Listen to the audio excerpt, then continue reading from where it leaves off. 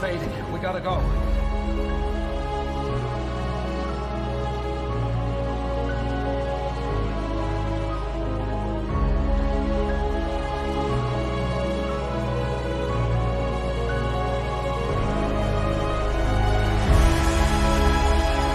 I'll get my car. What mine? Yours.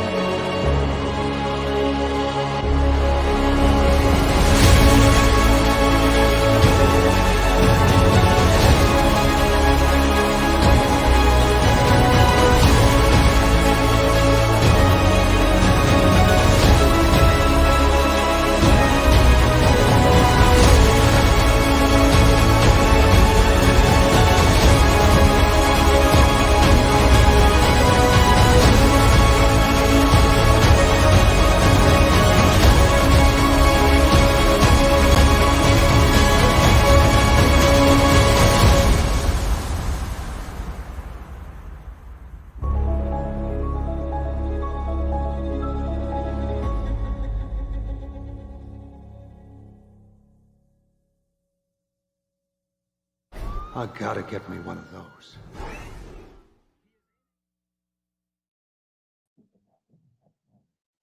Gotta show this off first. Gotta show off this great Cell ZSJL to Netflix, Cell Snyderverse to Netflix shirt, drawn by our very own Noel Leon Flores, the artist for Dreamwalker. Just look at this. Look at this awesome design. Hello, and welcome to another episode of Bat Dance Discussions. So, I just saw Blue Beetle and DC's newest movie, and I want to talk about it and go into the very in-depth spoilers, as well as cover the conduct of one of our very own co-DC CEOs, or DC co-CEOs, going after one of our very own members in Syl Nation, Syl himself. So we'll talk about that too. And yes, I share your sentiment, Josh Herrera. Hold on, I'm pulling that up right now. Yes. I hope everyone is safe in California right now. Bad earthquake, and I wish everyone the best right now. I know these natural weather disasters can be very, very disastrous to people. So my thoughts are with you, and everyone stay safe. And okay, well, I was going to use that as a transition, but feels very bad to use that as a transition right now. So I'm just going to say I'm very excited to have this guest on today. I've had him on for my Flash spoiler review, and now I bring him on for Blue Beetle. So please welcome as I bring on Blue Beetle himself today. What's up, Batman? Nothing. Really excited to just talk this movie with you about DC's newest movie. Yeah, thank you for having me on. It's a pleasure to be on. I've been catching up with all your streams that you've been busy since I've been on last. Oh yeah, a lot of content, a lot of stuff going on with DC, and then I have my new show with Socks, the Marvelous Discussions. So lot of great. I enjoyed the Avengers. I was really impressed by the back and forth that you guys had as someone who is, more pro DC like me, and having Socks on there to kind of balance it out. It was a great discussion, so I really enjoyed that. Thank you. I enjoyed having it with him, and it was just surprising because there were certain aspects where I was being easier on something than Socks was. That the DC guy was easier on, like, I expected the other way around to happen a lot.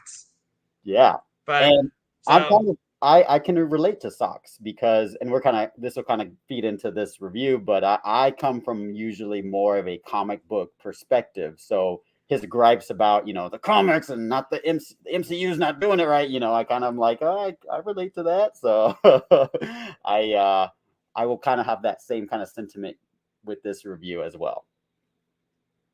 Yeah, great. That will actually be very good for our discussion. And we got Mr. leaves his Christmas decorations on too long right now. Super Bowl Corey. You're lucky I'm not at your house right now, or else I'd be taking your decorations down for you. What's up, Super Bro Corey? Good to have you. Good to have you. And spoiler alert if you have not seen Blue Beetle, but we do have we will start with some non-spoiler topics first. So I don't care. Christmas lights are Christmas lights. Hey, I mean, as someone who is half Latino, I mean, it's a stereotype, but my family members have the Christmas lights year round, so I can get that. I can kind of get that. Sets the mood. I get that. I'm like that person who, in January, and I'm driving by people's houses, like when I was going to band rehearsal, I had to cut through a neighborhood to get there, and I saw all these Christmas lights on, and I was really tempted to roll down my windows and yell, "Take your Christmas lights down." That's the thing. You just put them up, and it's like, that'll be good for next year. I'm the opposite, actually. I just don't decorate at all. I'm just like, I'll go to family members who decorate. I don't want to do it. Yep. I mean, that's still better than doing what Corey does. So I can see both sides. I'll be sweeter than this. I can't believe I disagree with Corey. I can't believe I disagree with Corey. Bat Dan is a fascist. See, Corey? Bat Dan is a fascist. We'll get there. We'll get there, everyone. We'll actually get there twice. We got two topics that kind of cover this line a little bit, but I guess first off, box office. Looks like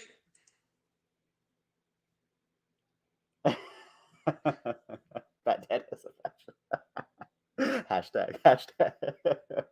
Oh boy, that's gonna catch on quickly, isn't it? It's all okay. I know. I love this community. So the box office, though, what did you? Another DC flop, it seems like. That's kind of why I'm wearing this. I'm not gonna wear this the whole review, but I'm wearing this as much as I can because based on the box office, we might not be seeing this beautiful, in my opinion, gorgeous suit around anytime soon, based on the box office. But we'll see. We'll see what happens. But yeah, 25, I think 25 point something is what it came in. Got the article up right. Yeah, a slightly buzzy $25 million opening weekend. Yeah, not good. I mean, one thing I was kind of just, Super Bro Corey of DOA. It was more than it was tracking prior to a certain somebody in this community tweeting support of it. So I was very glad that the original projection of 12 million to I think 14 million. We did see an uptick after somebody publicly endorsed this movie. So Zack Snyder. Mr. Zack Snyder himself. But yeah, 25 million. I mean, there's no way to put it. I mean, it's the lowest DCEU opening weekend.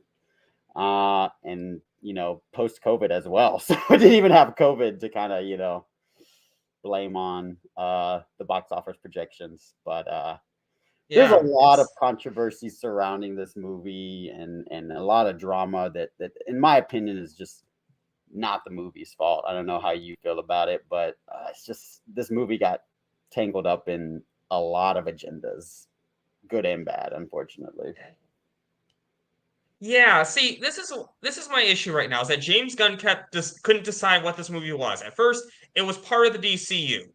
Then it wasn't part of the DCU, but Jaime Reyes will carry over if it is successful, which again, either it connects or it doesn't. None of this halvesy bullshit.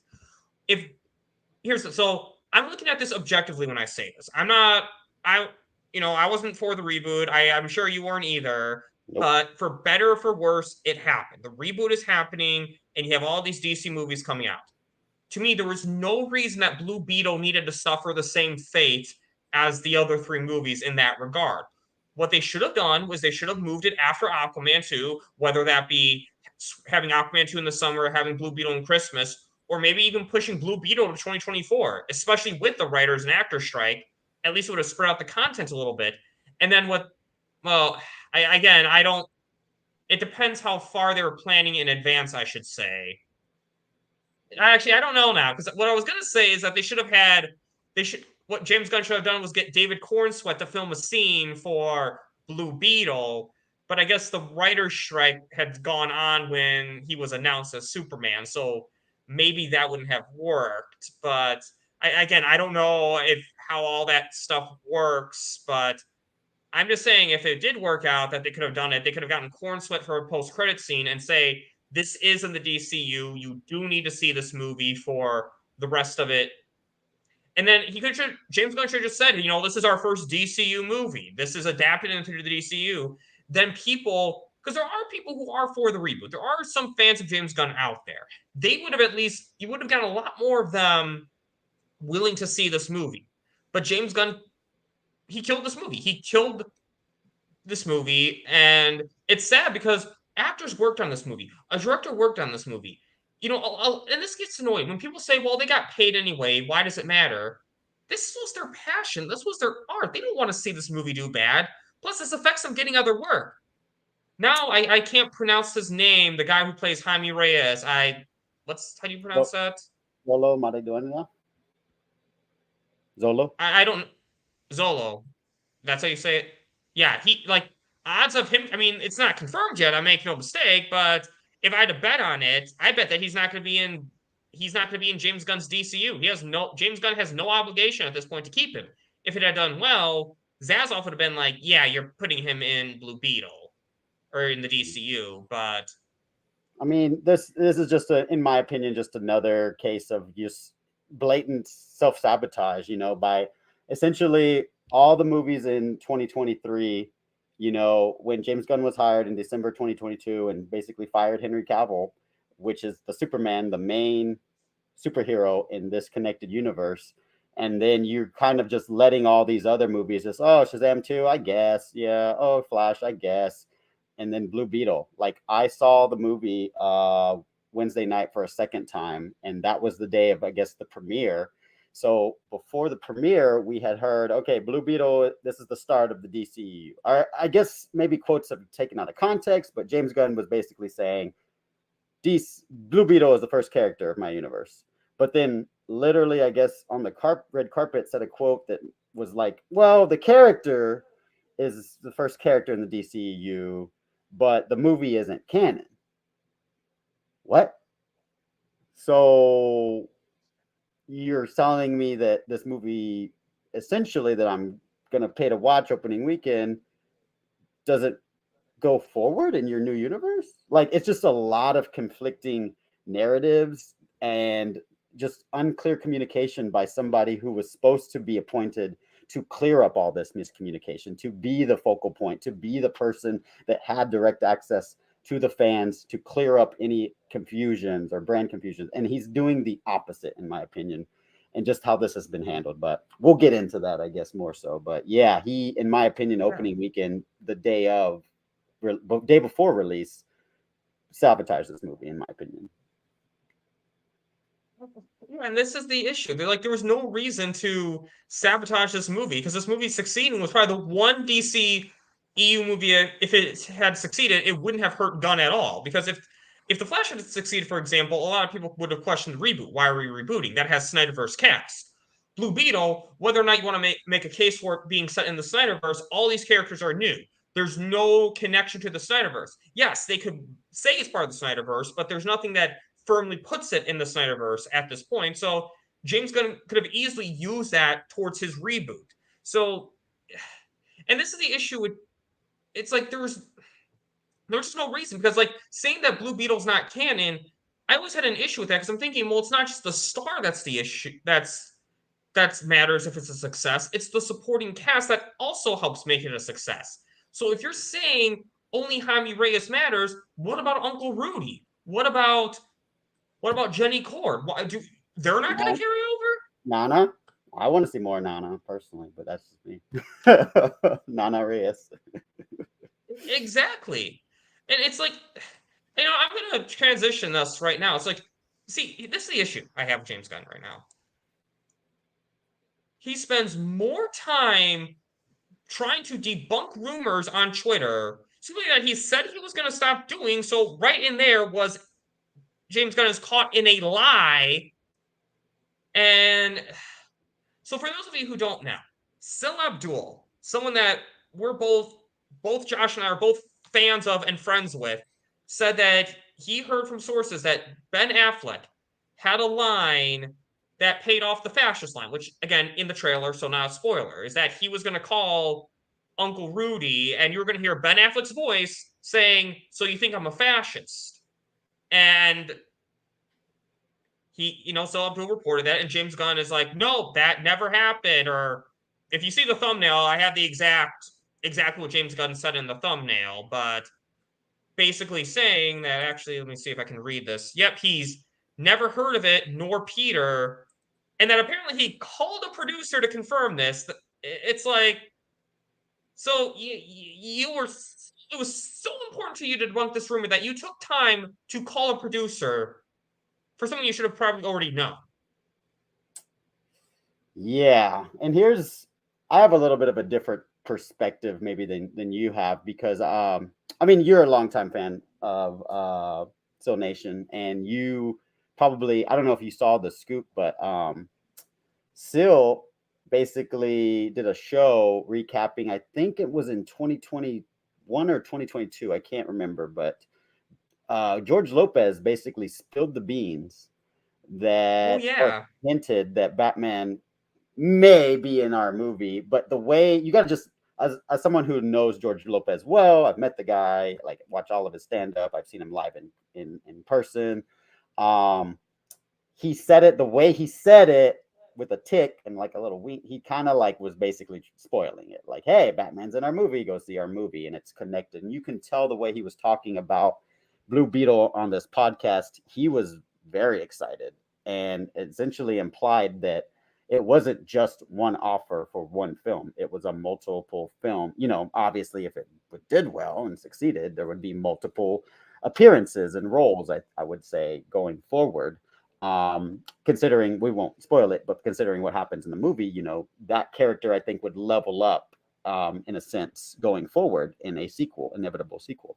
So that was always in my mind. But at that time, we knew that Michael Keaton would be the new Batman of the DCEU, right? So I was like, oh, okay, it's going to be a Keaton thing or whatever.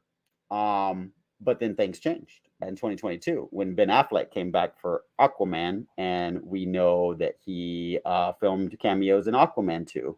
And we didn't know that this apparently cameo voiceover only was going to play out. So what my perspective is that when I got out, so I saw Blue Beetle twice at advanced screenings. I was lucky enough to meet the director at a black party here in Austin, Texas, where I live. Turns out, Angel Manuel Soto, the director, he's Puerto Rican, he got his start here in Austin, Texas. We have an organization called Fantastic Fest, which is affiliated with Alamo Drafthouse. And so one of his films, essentially, he started his career more or less here. And then Coley Hamner, who is the co-creator, pencil, and inker for Jaime Reyes, that debuted in Infinite Crisis back in, I think, 2005. I think it's the year 2006, I think. He lives in Austin. So they had a block party during the day, and it was basically geared to individuals who were younger and like Boys and Girls Club events and things like that. But it was open to anyone who wanted to come, who was fans of Blue Beetle. And so for me, hearing from the director, I was like, okay, Like it really made me like the guy. But the way he was talking about this being part of the DC universe, I was like, oh, this is weird. He's talking about it like it's connected to something bigger. So I watched the movie back on this August 6th. And the first thing I did was I messaged Syl and I was like, I just in my opinion, this is my opinion. And I tend to see things that maybe other people don't, or to see things beneath the surface. I was like, I don't know. To me, this didn't feel like a rebooted universe, and it felt to me like it was filmed with the intention to be connected with something larger. That's all I said, basically. So then when this whole thing happened when was it? A few days ago? Thursday or Friday? Yeah.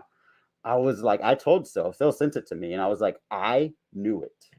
I knew it. Like, I kind of was like, it felt to me like there was something, there had to be at least the way George Lopez was talking, just the context clues in the movie, the way the world is set up. I just felt like that fascist line, as much as it triggered some DC fans, the emotion that it triggered, I think it was the intention to get you riled up, to make you like, what are you saying about this character who is beloved by most people? Batman, I love Batman myself.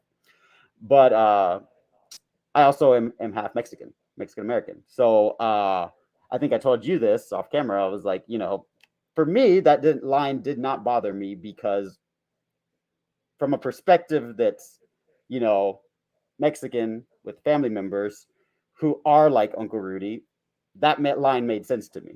So to hear that it would be paid off and possibly even maybe help people who did get offended by the line or didn't like the line, it made me even more mad.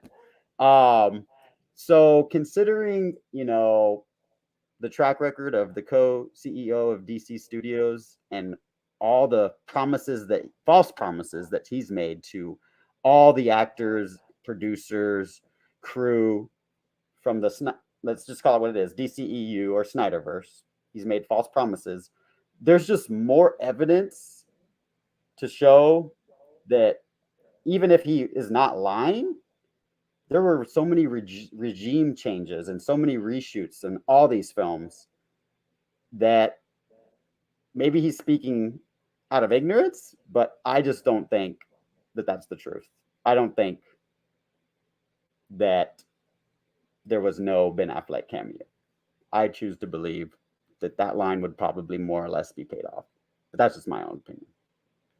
Well, here's the way I look at it right now. I mean, and actually, very great points. And to say, like, I'll put it like this. When Blue Beetle was filmed, when it started filming, it was actually when the new regime when Warner Brothers Discovery took over. So while it was developed under the Hamada regime, it was not filmed under the Hamada regime. So it was only filmed under two regimes, DeLuca's and Gunn's. I actually know how much of Gunn's it was, but yeah, and that's the thing though. Is like because me, I didn't like that line, and we'll get more to that when we actually talk about the movie itself. But I'll say that line would have actually made me not hate that what was cut would have made me not hate that line. And exactly. And here's the thing. Gunn, we know that Gunn cut Cavill from the Flash movie. We know that he cut Ben Affleck and Gal Gadot out of the third act of the Flash movie. We know that Gunn has cut Ben Affleck out of Aquaman 2. This is known at this point. So track record wise, I believe that Gunn did cut him out. And then not only that, though, he's proven to be a liar. He said that he got a new actor for Superman because Cavill was too old. He's making a young Superman movie. Now he's like, I never said I was making a young Superman movie. He said Ben Affleck wants to direct, and we're looking for the right project for him. Ben Affleck said, absolutely not.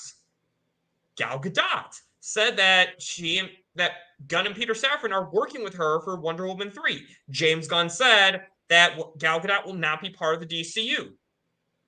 Again, another lie. Now, granted, we don't officially know that Gal is the one who's telling the truth, but the problem is there's a certain pattern where it seems to be James Gunn involved in these lies one way or another. So at this point, I have no reason to believe that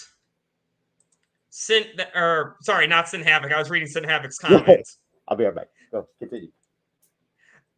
Okay, I have no reason to believe that James Gunn is the one telling the truth at this point. He is proven to be a liar. He is proven to not be honest. And to me, it's just like, this is not worth his time right now. Why is James Gunn spending time on this? And this is a person who, sorry, I had to turn on the air because I know I'm about to get heated. This is a person who said when they took the job that they would never lie to us, right? And there's tweets, yeah, I think, still up that's pretty damning. And this is a person who has a track record of getting in trouble for tweeting or Xing now. I'm still gonna call it tweeting. At the time, it was tweeting, so you can say. I still call it. If I slip up, I'm sorry. I'm gonna still say tweeting, more or less. Yeah, you can say it. But yeah, I mean, for people, I've kind of like dabbled. You know, I support everyone who's in Snyderverse, and I've kind of gotten just people's perspectives, caught some perspectives of other people who aren't in Soul Nation, and it's just so funny how those people are just blindly, just like, oh, so you know that cameos were cut from The Flash, you know the cameos were cut from Aquaman, and you acknowledge that, and you don't believe that a cameo from Ben Affleck's Batman was cut. That's just so wild to you, like, but it's just because of who it's coming from, I think, you know. And I try to be sweet in these situations, but I'm just like, let's be fair here. Someone who has a track record and who's getting in trouble for their lies, I'm just saying, like, this is not out of the realm. It's not like unbelievable to think, like, even if he was not the one to make the call about the cameo or cutting it, his reboot would therefore imply that it would not be in Snyderverse, right? So whether or not you were the one who said, cut that cameo, your reboot caused it to be cut either way. So you are to blame, more or less, in my opinion. But that's just how I feel. Exactly. Oh, wait. Hold on. I got to pull this comment up. Really, Sin Havoc? So there's a 3-hour Soto cut. Hashtag release the Soto cut. Honestly, at this point, I want to see it just so that James Gunn can be proven wrong. Like, I don't care if it's if the VFX is undone. I don't even care at this point. The VFX can be bad for all I care. You know Ben Affleck is going to have a soundbite. Somebody's going to inevitably ask them, hey, did this happen? Or somebody on the film, you know, maybe George Lopez. Maybe. And here's the thing. I know I've been watching interviews because these ancillary cast members are being asked how they feel. And you can see it all in their face, including George Lopez, that they're worried. They are, put it on Netflix. Show it off, Bat Dan.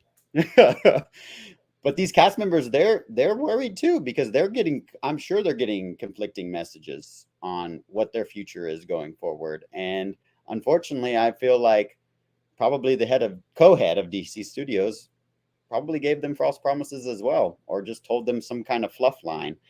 And that's the thing about this person now. You know, I understand. I'm not a fan of that person or their work, but I give it a chance.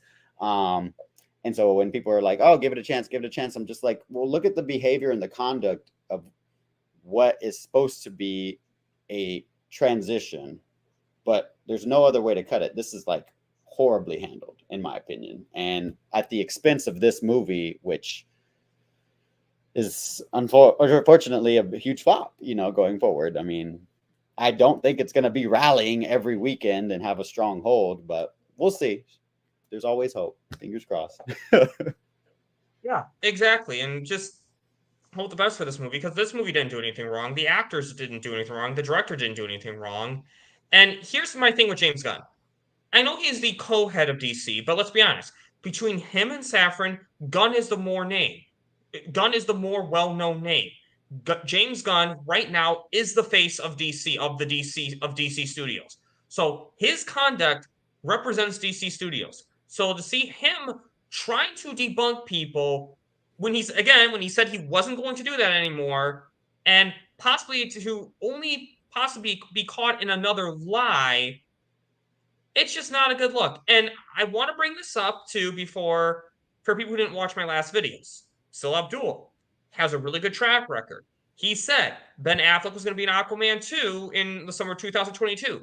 That same week, Ben Affleck was confirmed to be filming for Aquaman 2. Again, scenes ended up being cut later on, but at the time, that was true.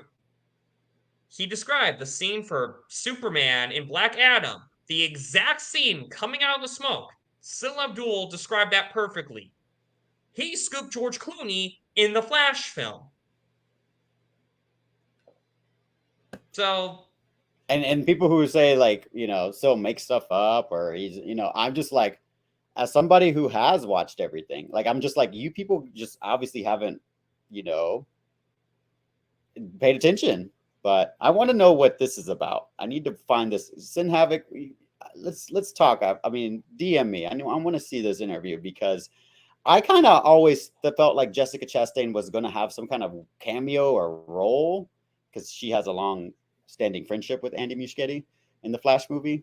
So I want to know what she spilled tea on, because she knows she's been known to do that. So especially being in the. Well, she was in Dark Phoenix, and she started kind of letting things slip. I don't know if you know about all that, but basically when Disney bought Fox, they made them change a bunch of Dark Phoenix because they didn't want to be upstaged by Captain Marvel. And they said Phoenix was kind of going to look too much like Captain Marvel, I guess. So there was some weird stuff going on with that movie, and she started talking about it. So if there's interesting stuff in that interview, I definitely want to hear about it. DM, and you can DM me too as well. We won't cover it on this video because we'll get too off topic, but I just figured this related to Blue Beetle in every way, and it's just not a good look for James Gunn. And it's like these people who are all of a sudden accepting James Gunn as gospel when he's already been caught lying.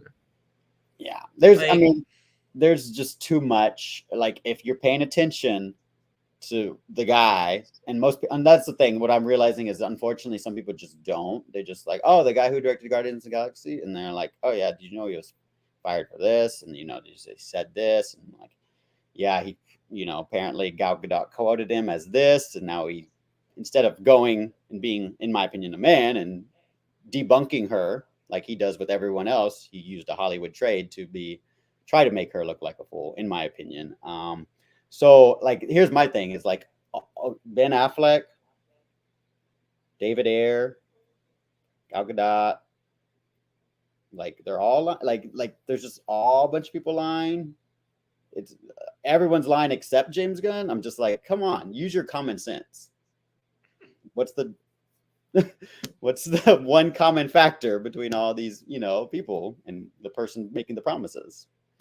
So I'll try to not, I try to not focus on that negativity, but you got to pay attention, people. This person has basically moved from a director's seat into an executive seat. And the behavior so far is just very unfitting, in my opinion, for someone who is the co-head. But we'll just let it happen. And I'm just waiting for the inevitable soundbite from Ben Affleck or someone from the cast. So we'll see. Yeah. And I hope that we get that. I hope that he does get exposed. And I just realized, thanks to all the stuff we brought up, I now have a lot of links I need to put in the description for Replay Crew. So I'll try to get this stuff.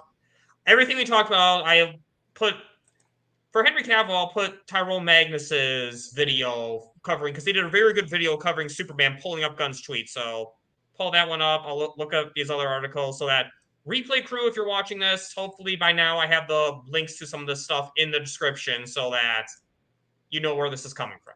So now we'll move on to and just to clarify, FYI, if you ever see me swatting at all, I have some fruit flies in my apartment. So I can relate. That's Texas and it's hot. So so now we are on the spoiler portion of this video. So this is a spoiler review. I figured the last two stuff we could talk about without spoilers, but this stuff, to really get in depth, we're going to talk spoilers. So if you've not seen this movie, spoilers in 5, 4, 3, 2, 1. Jaime Reyes' father dies. And we'll get into that later. He does. He does. So what do you think about the production quality of this movie, Josh? Do you think this felt like a streaming movie, or do you think this actually felt like this could be this was a theatrical movie, that this should have been a theatrical movie? Let me as we start to talk about this, let me preface this and just kind of say, like, this is a story of two movies, in my opinion.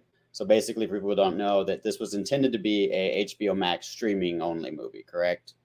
Yes. As far as I know. And so the budget was not that of a movie, but the intention was to basically prop up HBO Max, this and Batgirl, which coincidentally were the two Latino starring movies, you know? So it was just kind of like a bad look.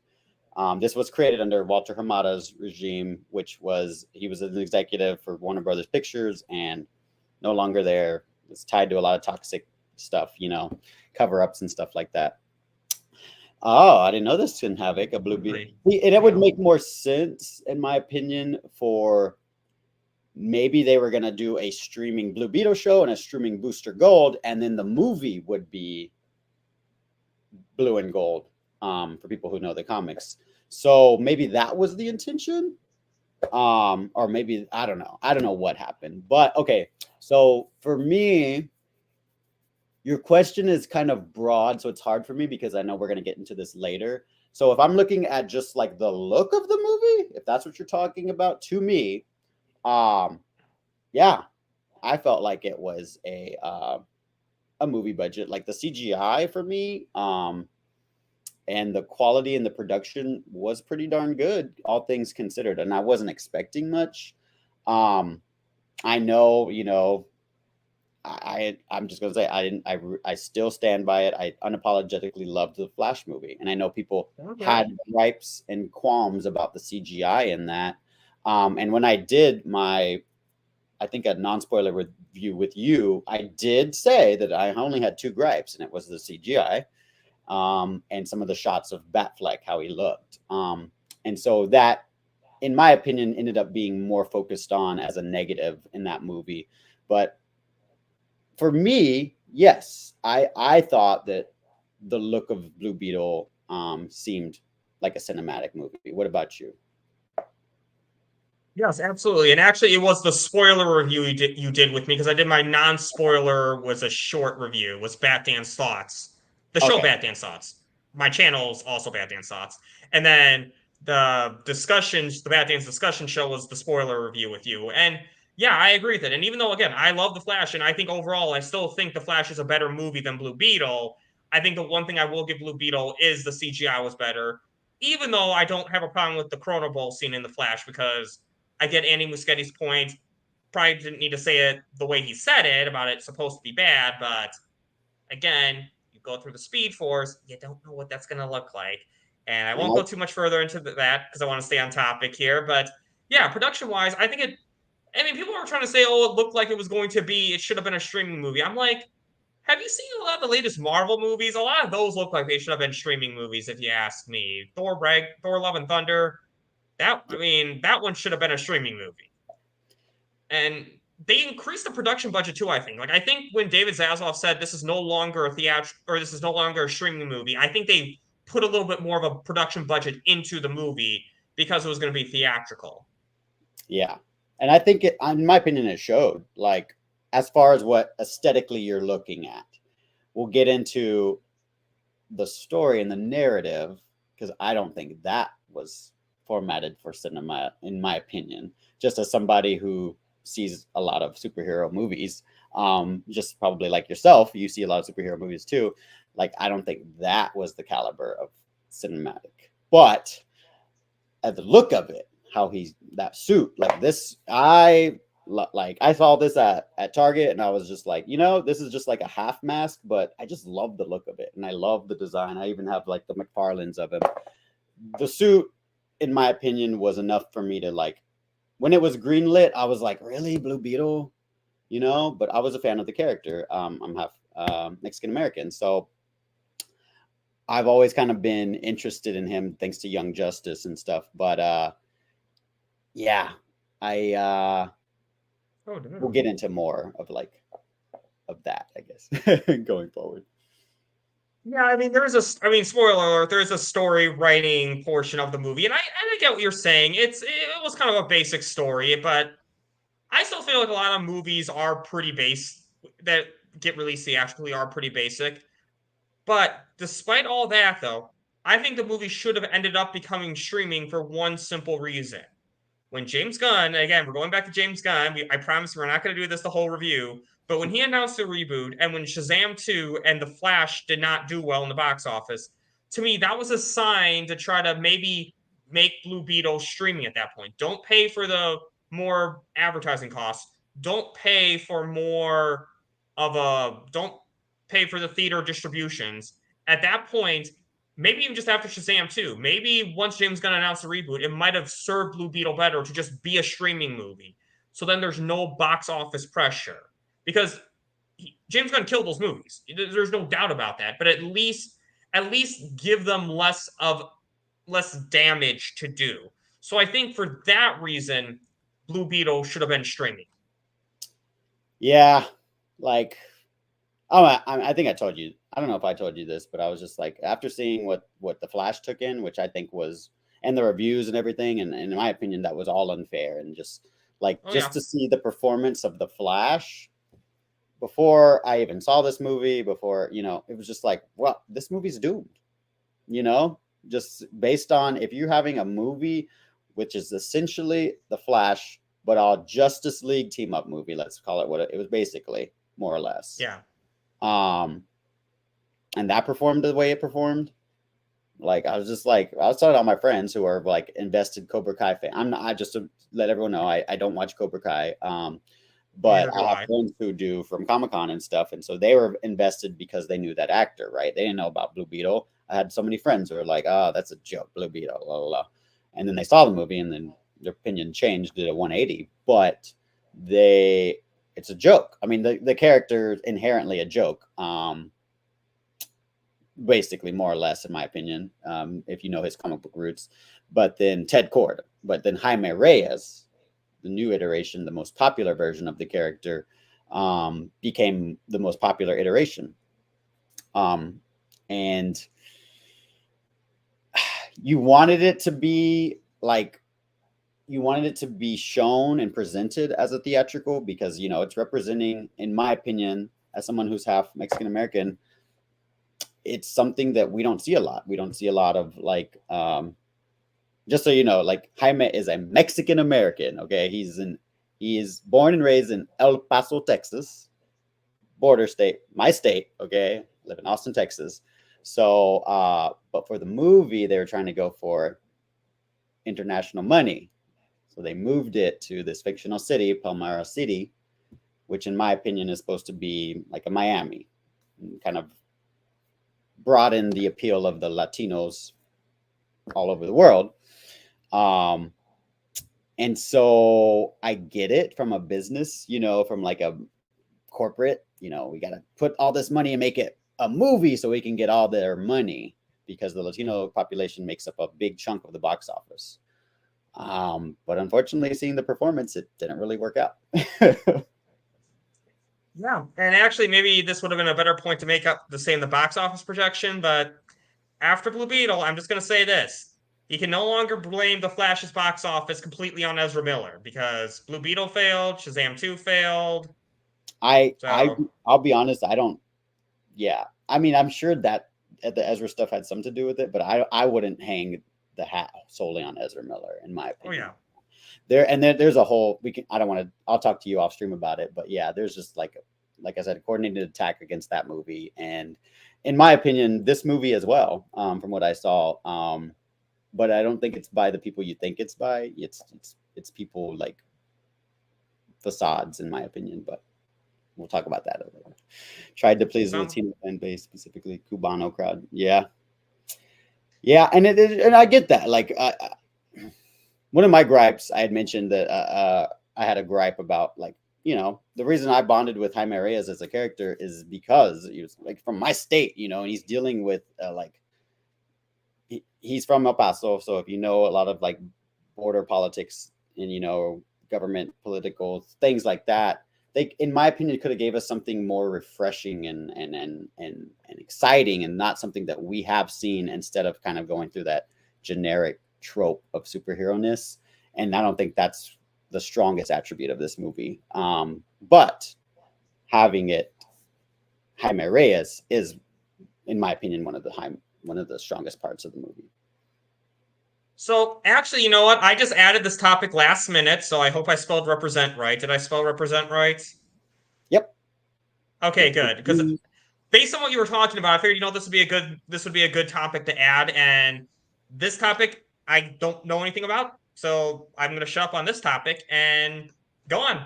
So I appreciate you letting me be the spokesperson, but I will just preface to say that I am half Mexican American, and I know I don't look it. I am Wedo as fuck, as they call it, slang. I used to be bullied in school, believe it or not, and I went to all schools which were predominantly, minority population. And I say it like that because we're not the minority, okay? Mexican and African Americans, they were in my high school predominant. So I was teased a lot, and I was called white boy all the time. Funny enough, by people who were Latino or Mexican. And I was just like, damn. Okay, you don't even know who I am. You don't even know my background. But I'm from Texas. I'm from Tejas. So inevitably, a lot of my people that I hang out with and I socialize with, we're all mutts. We're all mixed. We're a melting pot. This is America. This is, So I will preface to say that, yes, I am Mexican American. And from my perspective, I did think that it was extremely respectful. And I could tell the director, although I had my own little gripes about moving Jaime Reyes to Palmera City and taking it out of Texas, because I think you could have had a much more compelling and impactful movie, just for me. That's my inherent bias.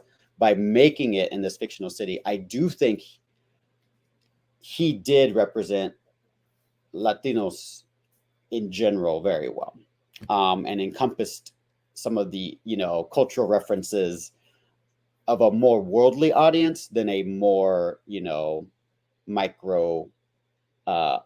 He went the macro instead of the micro, in my opinion. So Jaime Reyes, though, is a Mexican American. I'm just going to put it out there. But yes, for me, in my opinion, he did. Just from the reactions that my friends, we're all like kind of like, I have Puerto Rican friends, Mexican American friends, Brazilian friends, Puerto Rican friends, and yeah, everyone kind of like really resonated it. And like I mentioned earlier, they were kind of talking crap. I would be like, hey, there's this free screening for Blue Beetle, and Blue Beetle, Josh, who's Blue Beetle, And by the end of it, they were like, oh my God, this is like my favorite, movie. And I will say, like, my perspective is that I am a comic book fan.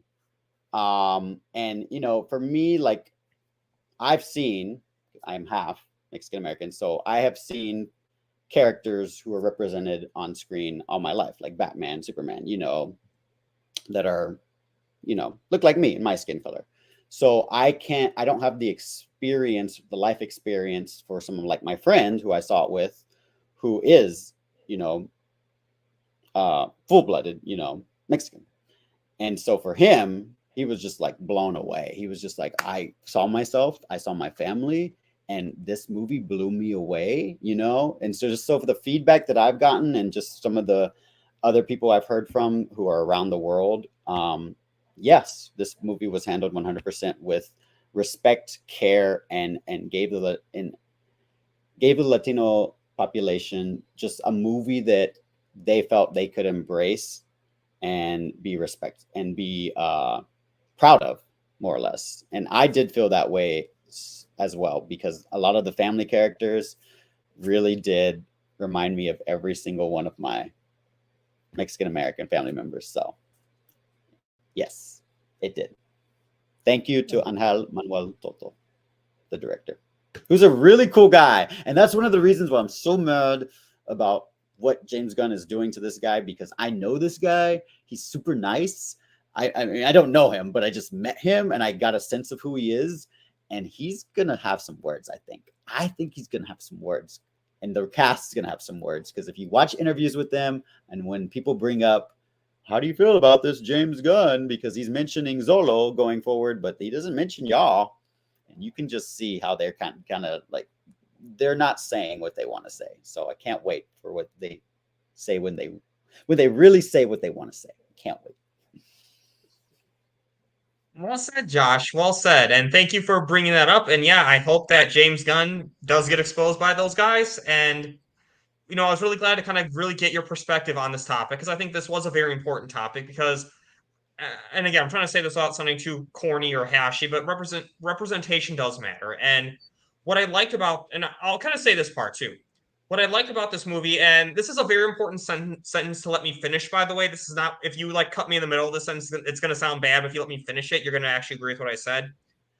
I'm glad we didn't see Latino characters in this movie, but instead saw characters who happen to be Latino. Like, the point of that character was that they were a character first, and being Latino was just one thing about them.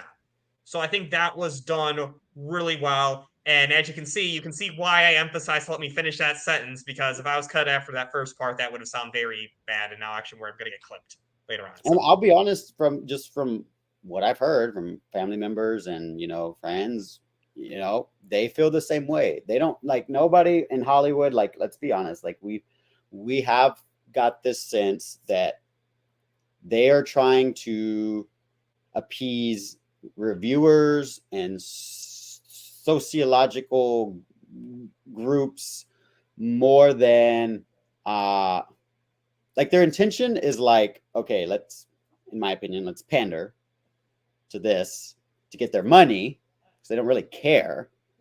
Let's get their money, but we have to make it this character. We have to race swap to this, and so yeah. From my friends and family members, they don't want to see that. They just want to see a good story. And I think you said that really well, because I don't think that a lot of my friends and family members who did see the movie were expecting this to be pandering, and they were shocked at how representative of their own family life it was. So I think you nailed it on the head, Bat Dan, of what most people think. Necra! What's up, Necra? Thanks for stopping by. How's it going, buddy? Yeah, and overall, I'm not going too far into what we thought of this movie yet, because we'll kind of get into that more later on. But, I think I agree. This is a very important part. Representation matters, and I'm really glad they represented it in a good way. So, and shout out to Zack Snyder, because I'll be honest, like, I didn't really want to support this movie, even as a Mexican, half Mexican American. I didn't really want to support it, because I see things as a big picture, right? And it's just like, there was, in my opinion, this movie was greenlit, along with Batgirl, with a Latina actress, and it seemed to be pandering, in my opinion, as somebody who was a big fan of Barbara Gordon, who was a white girl with red hair, that's the comic book, but then it was changed, and I was kind of like, oh. But Jaime Reyes, he is a Mexican American character. That's what he is, and that's what he was in the movie.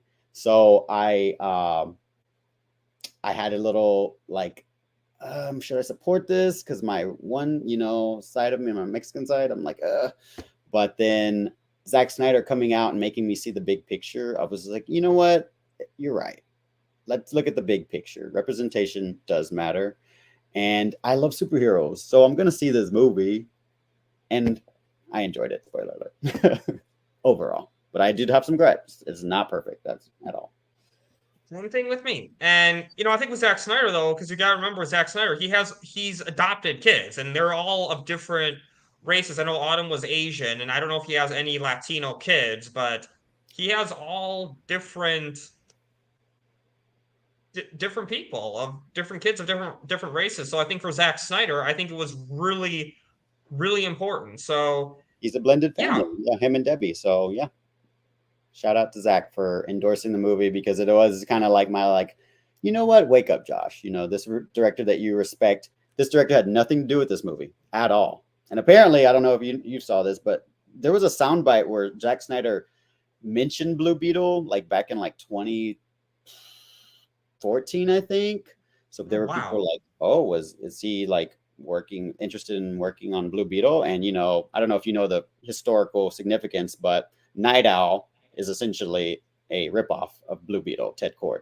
So as you can see evidenced by the ship and whatnot. So I wonder if Blue Beetle was ever in the very back of Zach's mind. But we'll talk about that another time. Okay, sounds good. That's again, I never heard that soundbite, but wouldn't surprise me. And so now this line, I want to kind of move on to this topic. So we know that this movie did connect to the DC universe, and so again, we had our little thing about James Gunn cutting that line, and yes, I'm pretty sure James Gunn cut that line. But regardless of whether or not what was planned, the movie the movie as it was had Batman is a fascist with no payoff to that line.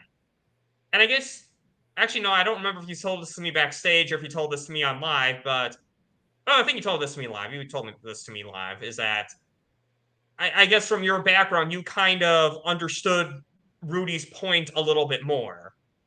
Like Well, that was like how that. yeah, I mean, just from my Mexican American side, I have family members that are just like Uncle Rudy, and I would say majority of Latinos who see this movie have archetype family members. There are characters in this movie that are essentially archetypes for family members that most Latinos can relate to. So, for me, I had that perspective, so I cannot remove that, right? But even if I take my race or my background out of that, I know that this is a DC movie, and I know that the last Batman in this universe that was intended to be was Ben Affleck's Batman, right? That's how I rationalize it.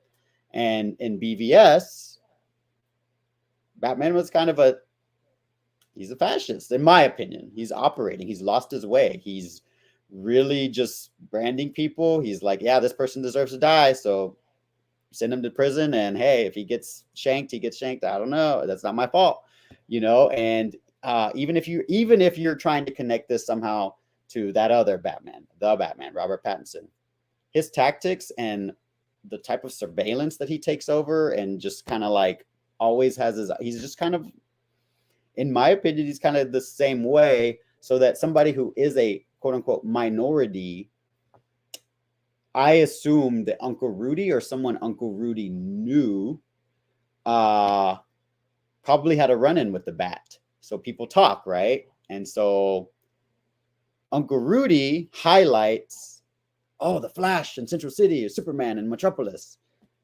when he's talking to Jaime about who Ted Kord was, the original Blue Beetle. So he kind of talks to him with reverence, right? But Batman, he's a fascist. So in my own superhero pantheon of knowledge, somebody like Uncle Rudy would probably say that type of line to a vigilante. That's just how I rationalized it. Yeah, and I guess I'll put it like this: seeing Uncle Rudy's character, it does sound like something Uncle Rudy would say. And oh yeah, I know El Necron. Oh yeah, you and El Necron are both Texas buddies because you actually went to that. You saw the Flash together, right? We did. Shout out to Necrod being an awesome movie, bud. Oh yeah, and I do know that Austin and San Antonio are close together too. I do know that. We're about an hour away, depending on traffic. Yeah, so but yeah, so I mean, I guess it makes sense. I guess my bigger issue, so much is because of like lately it seems like DC's hating on Batman a lot with like the Harley Quinn series. So I guess for me that's why it was kind of more of a FU to Batman. Like if it wasn't for some of this other stuff they've been doing recently, I might have been more okay with that line without the payoff. So I guess that was my main issue, but How did it play in For- your screening though? Did people laugh? there were not many people in my screening. There were like less than 10 people in my screening. That's right. You And did. it Yeah. now, to be fair, it was a Friday afternoon that I only had off because of summer hours. So, normal work day, I can kind of, I mean, maybe that's why, but the box office, as we talked about earlier, did not. But yeah, so that's kind of my thoughts on the line. And actually, yep, we'll actually talk about Nana very soon. But I have to ask about this Easter egg too. Did you catch that Jaime went to school in Gotham? Yeah. And Gotham Law. He just, came back from pre-law. And I don't know if you know, but basically right before, this is another gripe. This is my own personal just bias just coming out. So they basically, right before this movie came out, they changed Jaime's storyline in the comics so that his family is still from El Paso, but he relocated because it's called Blue Beetle Graduation Day. He misses his graduation because the Scarab takes him over because the Reach are coming, blah, blah, blah, long story short. And so because he misses his family's at his graduation, he like misses it and he's like late to his graduation party, they send him to Palmyra City. And so for me, seeing him kind of be away, I was like, oh, he's been in Gotham, so he probably has a knowledge of Batman, or at least has seen more than likely instances of Batman, right? So the last Gotham I saw was, in the Flash. Flash goes to Gotham City. So I cannot help but reference that version, Ben Affleck, who was talking to Jeremy Irons, Alfred, who was in the Snyder Cut. Yeah, exactly. So that is kind of interesting to think that Jaime was potentially in, like, met our Batfleck. Now, so going with the movie as it was presented, not background knowledge of what we know or what was cut. As the movie was presented, it's not definitively in the Snyderverse. They reference Superman, they reference the Flash, there's a reference Superman can fly. They reference Batman, but there's nothing that yeah, it was they probably did that on purpose. It's a standalone. Like I surveyed kind of my friends. I didn't really tell them anything before, and I asked them. I said, "Okay, so in your opinion, was this connected to all the movies you've seen before, or did this feel like a rebooted universe?" And most people, like one of my good friends who is more DC but pays attention, he's like, "Oh yeah, he caught all of the way that we'll get into this later, but the Man of Steel homages and the way it was filmed. There's not like story references or anything like that." But he was like, "Yeah, I was getting Man of Steel vibes. Like I totally felt like this was more connected to everything I've seen before." One of my friends who I went to high school with, she was like, "Oh, was this DC or Marvel?" And I was like, "It literally has a huge DC logo." And I was like, "You heard him say Batman, right?" And she's like, "Yeah, but what is it?" And I'm just like, "I failed you as a friend." And we had a good laugh at it. So the majority of people seem to be like, I caught the references that Batman, Superman exist in this world, but it kind of seemed like it was more of a standalone movie. And I think that was probably the directive, considering a reboot was being announced, prior to this coming out. So most people thought it felt like a standalone, which is probably a good thing. Well, here's the thing too. One reason why I don't know if it would really work in the Snyderverse is that, remember, when Superman came in Man of Steel, Superman was a new thing. Metahumans were a new thing. Superheroes were a new thing. Yes, the Black Adam had the JSA, and that can kind of fit in the Snyderverse because they were at least undercover operatives. They weren't like known to the public, but Blue Beetle was known to the public. He was a superhero, and that's what they referred to him as. I mean, I guess technically, Wow. like Batman, he doesn't have powers, but they referred to him as a superhero and had that sci-fi tech. So I don't quite know if this. I mean, I guess no. I guess Batman technically did exist, so I would argue with Batman not existing in 20 years. We know that he talks about other heroes existing, and a hero like Blue Beetle is essentially a ripoff of Batman. I don't know if you know his publication history, but he was basically supposed to be a ripoff Batman for Charlton Comics before it was owned by DC. It was a competing company where Peacemaker, Captain Atom, The Question, they were not. Oh, really? They were, yeah. So they are not originally What DC. comics? So Charlton Comics, Peacemaker, Captain Atom, The Question, Blue Beetle, Thunderbolt, and Nightshade are the predominant ones from Charlton Comics. DC basically absorbed them and bought them.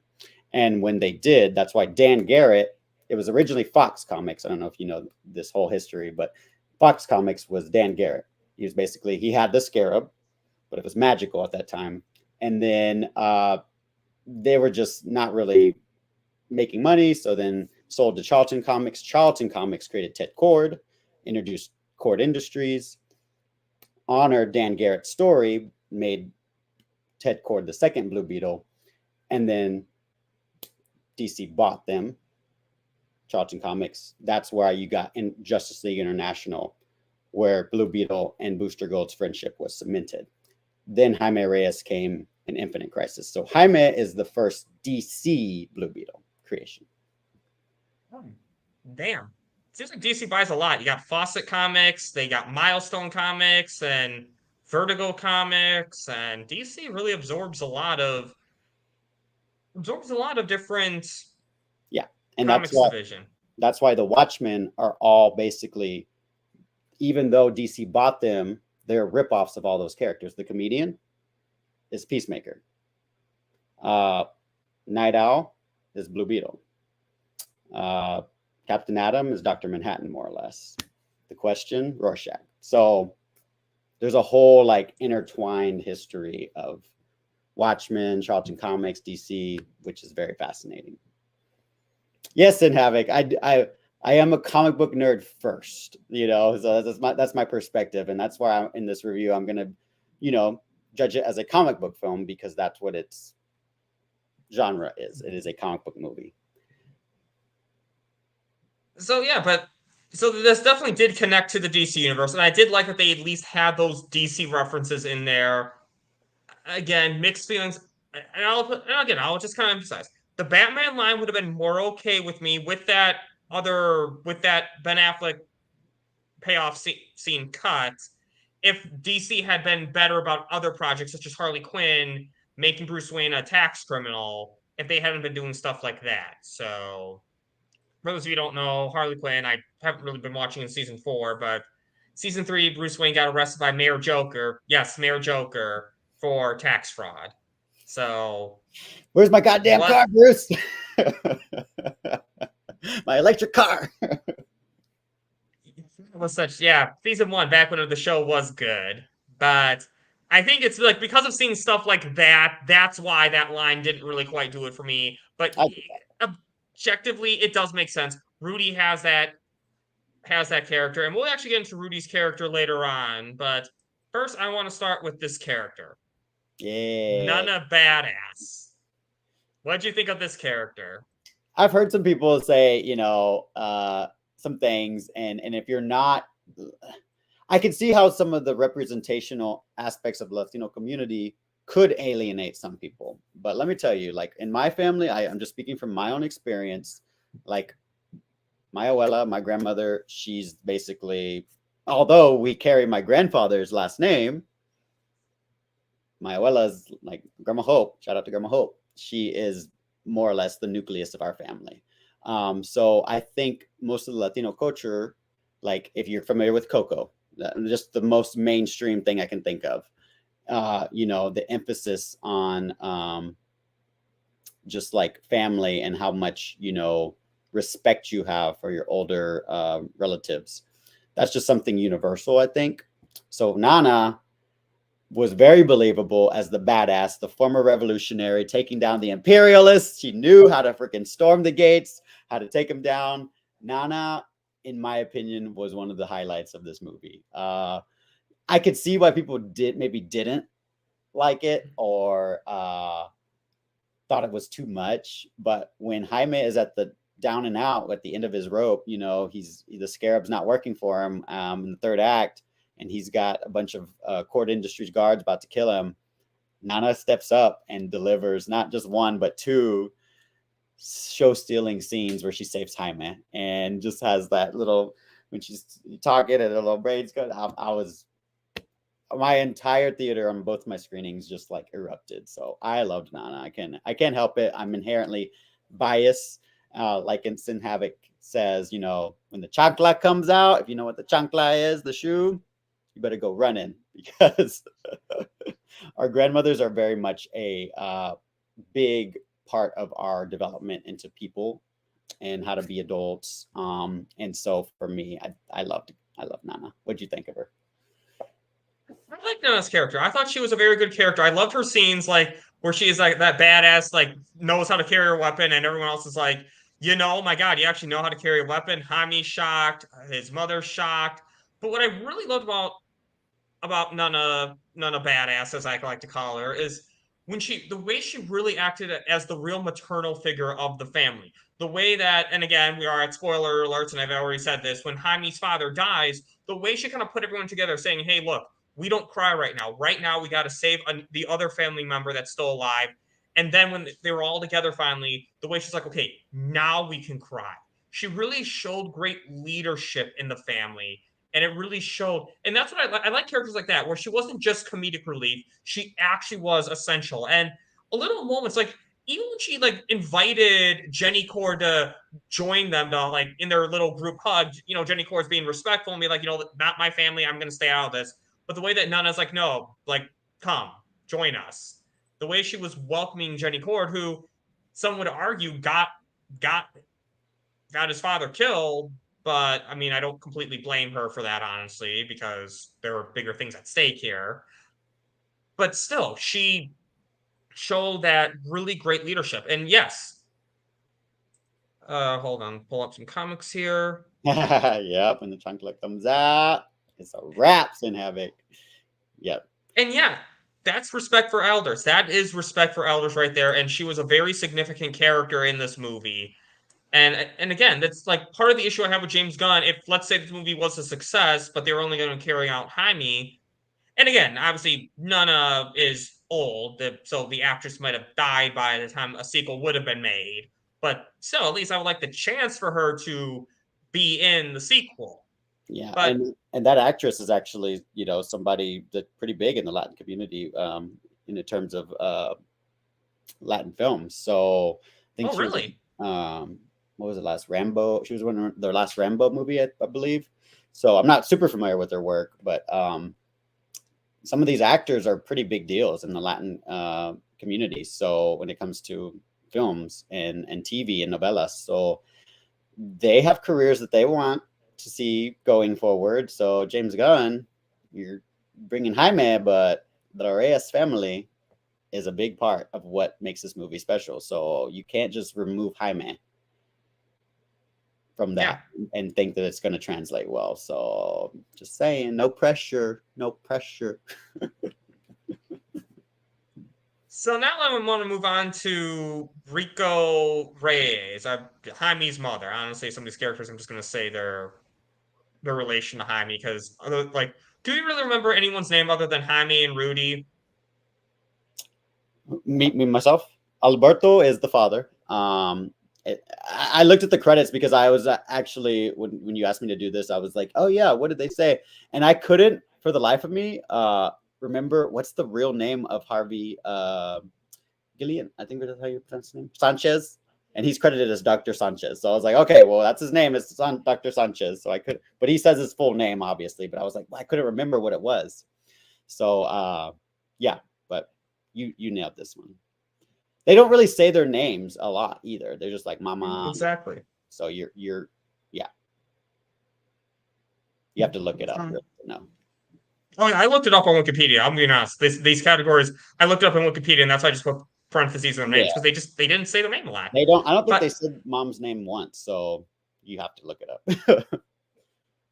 But I guess anyway, what do you think about the mom's character? I enjoyed that she had. She was more or less, in my opinion, more so in the background. But she does have that scene with Jaime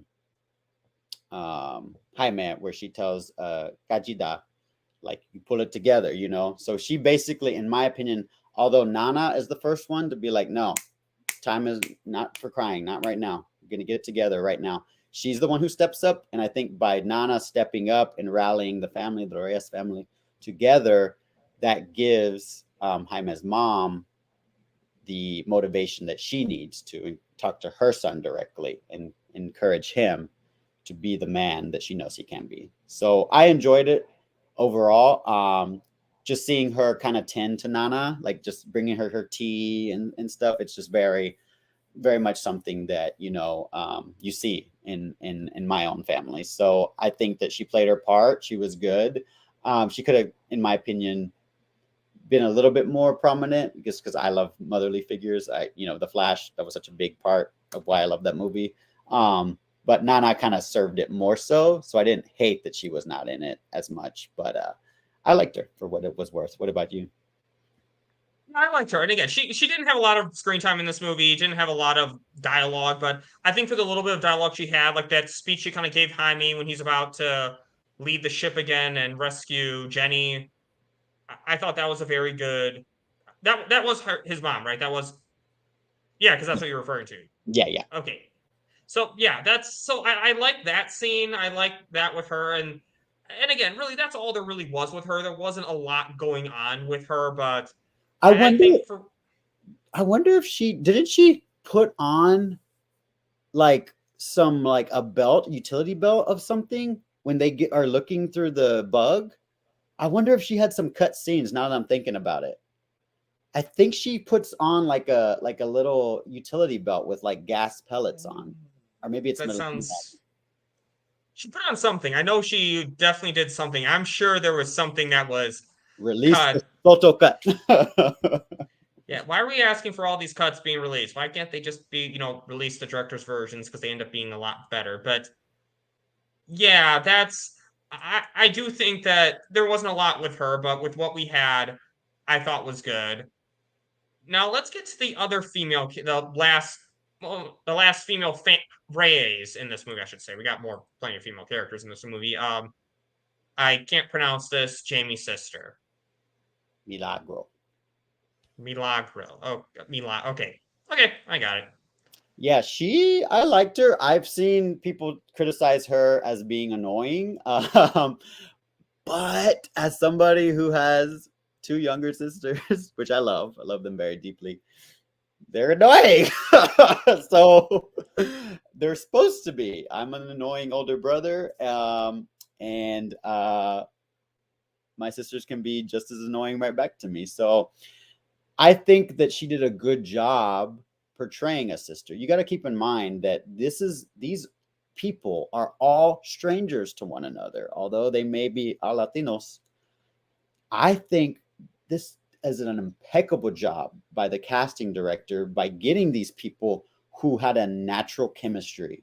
So for her, I would say probably the most, in my opinion, she felt the most related to Jaime in her scenes and their chemistry when she's like, where were you? Like she has that like tough, like pissed off, like kind of look when they reunite in the third act.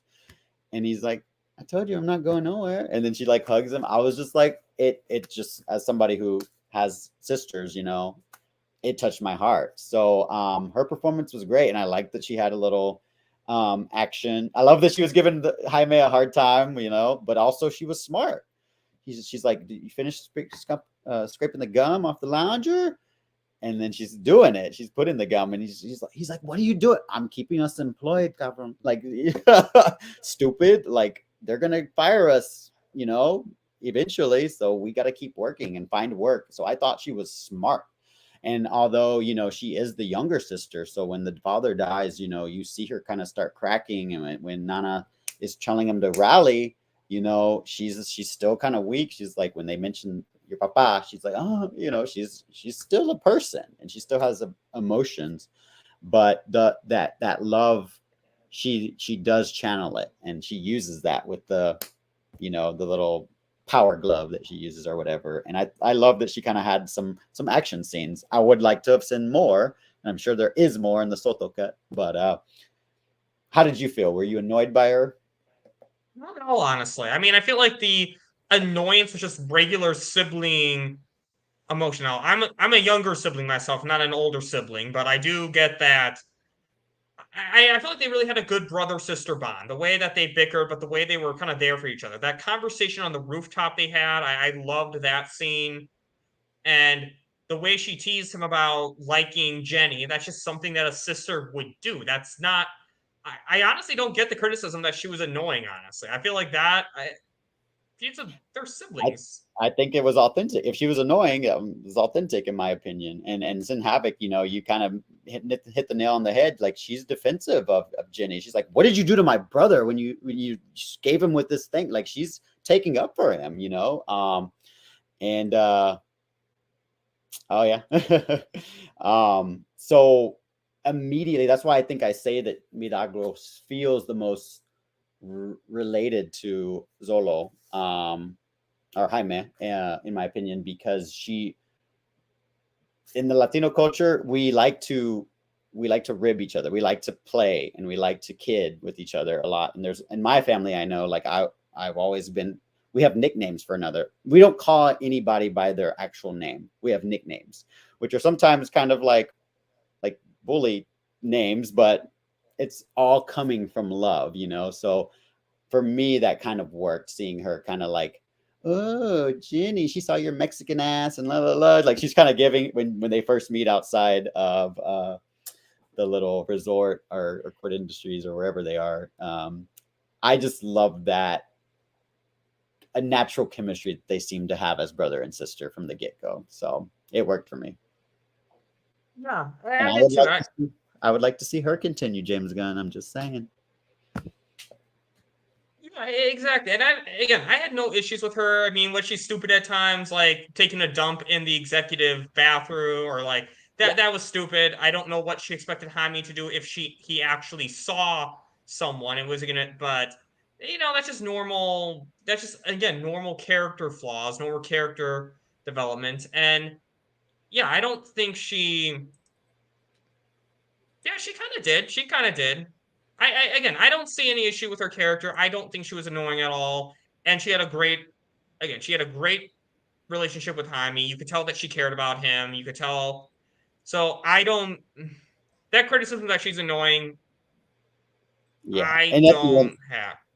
at the end too, when they're all embracing, it's Nana who tells Jenny to come first, but then Milagro kind of gives her the second nod of approval. She kind of looks back and tells her like, come here. And so Jenny comes from the back and hugs Milagro too. So I think that was their way of kind of showing that they had, in a way, Jenny and Milagro had their own little arc. You know, she was at first, she's kind of like, I don't know, you're the other female coming into my family. You know, she's kind of like defensive.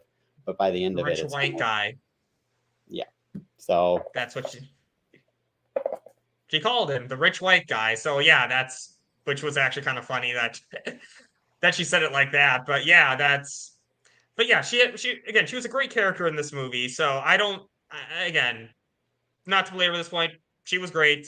And now there's actually a criticism I do have coming up, and not necessarily with what was there, but more of a lack of what was there. Alberto Reyes. I can't pronounce. Don't have that Latino accent to really say these names properly. But I can't Jaime's even fine. I can't even roll my R's to say my own name like properly, Bat Dan. So you're fine. Oh, Herrera good. is all I can say. It's Herrera.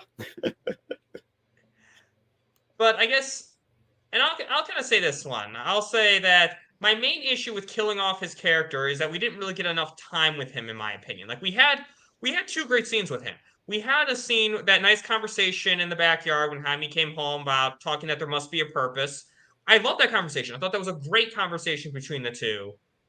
And then they killed him, and then like in the afterlife, and he kind of gave him that final push to be symbiotic with Blue Beetle with the Scarab. I like that too, but see, here's the thing. Jaime's mom, I didn't mind not having a lot of screen time because they didn't kill her off. My issue is that Jaime's father, they killed him off. So I feel like we needed, and again, I don't mean to necessarily rip off the complaint that Henry Cavill gets for being killed off in Batman v Superman. But this one, I actually mean it. I feel like we could have used a little more time with him before killing him off. I guess, what's your opinion on that? Hearing that, like, that's not one of my criticisms, I would say. But now that you do say that, I will say, like, what I'm thinking of is when you find out when Uncle Rudy, when they do the Scarab bonds to Jaime, and Uncle Rudy's like, oh my God, like, what's gonna happen? Like, they're gonna start the government's gonna come, la la la, and they're just gonna start looking for papers, and that means you, Alberto, and you, talking about Nana. So basically, Uncle Rudy describes basically more or less that Alberto was the one and Nana who crossed the border illegally and came to the United States, I would assume, in the DC universe. So therefore, they're illegal immigrants, right? So I think maybe, although I got that, and that some of that resonated with me and the stuff that my family has to deal with and whatnot, like I would have maybe thought it would be more powerful, maybe to have seen like a flashback scene of a young Alberto, just trying the woes of maybe doing that. Maybe, like, in my opinion, by moving it out of Texas, by moving it off of the border, I think DC wanted to try to avoid some of the more heavy sociopolitical commentary in this movie. However, by removing it, I think it ultimately led it down a generic tropey superhero narrative, in my opinion. So when you said that's the one thing that I would say, although I didn't have that criticism, I probably would have liked like a little bit more, maybe just, they always say in filmmaking, show don't tell. So although Rudy said that and I got that, maybe some other people didn't get that. And so his importance as like the matriarch of the family, it worked for Matriarch. me. Yeah, it worked for me, but I mean the picture of the family. But yeah, I could have used more screen time overall. I did love though the scene where he's drinking outside on the porch and I don't know, palace, which are cactuses. That's, I guess, their family, what they're making money off of on the side. So he talks to Jaime and tries to encourage him, and then he kind of gives like a little love tap to him. He's like, "Don't be sad." That is just something in a Latino culture and the Mexican American experience that I've had. One thing that was very touching was just seeing how bonded and how close Jaime and his father seemed to be in the short amount of time in that scene. So for me, because of my life experience, I related to Alberto a lot more and probably didn't need as much. But for someone like you, maybe who hasn't had that experience, I can see why you wanted more of him. And that actor did a great job, in my opinion, in his death scene. Definitely. And so yes, he did, looking back, leave me wanting more. So I didn't think about that until you said that. But yeah, I wouldn't have mind. And I bet there's more in the Soto cut. I'm just saying. Oh yeah, we could belabor that point a lot. Oh, and yeah. And when I was looking at the names, I did see. So there's a shot when they're oh God, where are they at? I think they're at the end of the movie. There's a someone hugs Uncle Rudy, and it kind of looks like him. And I was like, who is that? And there's another uncle. There's another uncle in the cast list who is a character in my opinion. So maybe like an uncle related somehow to somebody else, like a uncle-in-law maybe. So I think there's more characters in there that represents the big Latino family, Mexican family that I know I have. So maybe Alberto would have had scenes with this person if they were in the actual full version of the movie. But yeah, we're going to say it, release the Soto cut, and Netflix, if you release it and put Ben Affleck's scene his voiceover scene in the movie, we can call it Snyderverse, and most importantly, prove James Gunn wrong. But one person who I don't think was cut in this movie, where I think his appearance worked fine in the cut, the real heart of the movie, in my opinion, Uncle Rudy. Rudy. So before we get started, what was your exposure or knowledge of the actor that is George Lopez? I've heard of George Lopez. I know he's a famous actor, but I don't have a lot of experience with him personally as like I haven't really seen a lot of his projects as an actor or his I guess he's a comedian or something. Stand-up comedian. So yeah, I know him. Did you hear that he had his own show, the George Lopez Show? Okay, yeah, that sounds familiar now that you mention it. And now he's on. Him and his daughter have Lopez versus Lopez or Lopez on Lopez. I don't watch it, but I've heard good things about it. But his casting was very controversial in the Latino culture. Really? Yeah. So I had like a lot of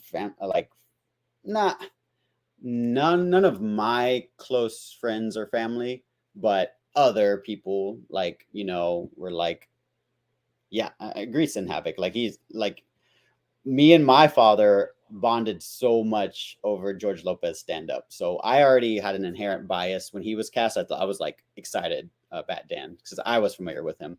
But he's not popular among the larger Latino community from what I'm hearing now. And I guess it's like a lot of like, political correctness because he is very He's a comedian. He's not politically correct.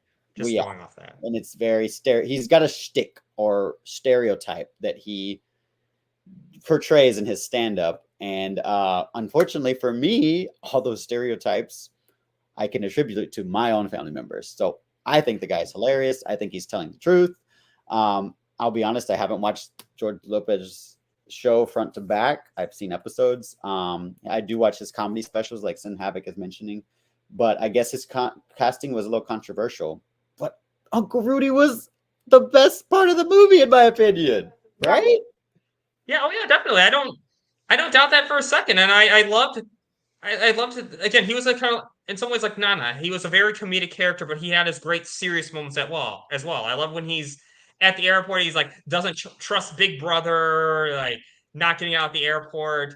And how he loves his car. He calls it the taco, and he's a real car snob at the end. And then, but his inspiration speech he gave Jaime on the roof when they're talking and saying like why the Scarab chose him. It was a very powerful scene, and that's why I loved his character all the way around. Is that he was very funny when he needed to be, but he was very serious, and you can tell.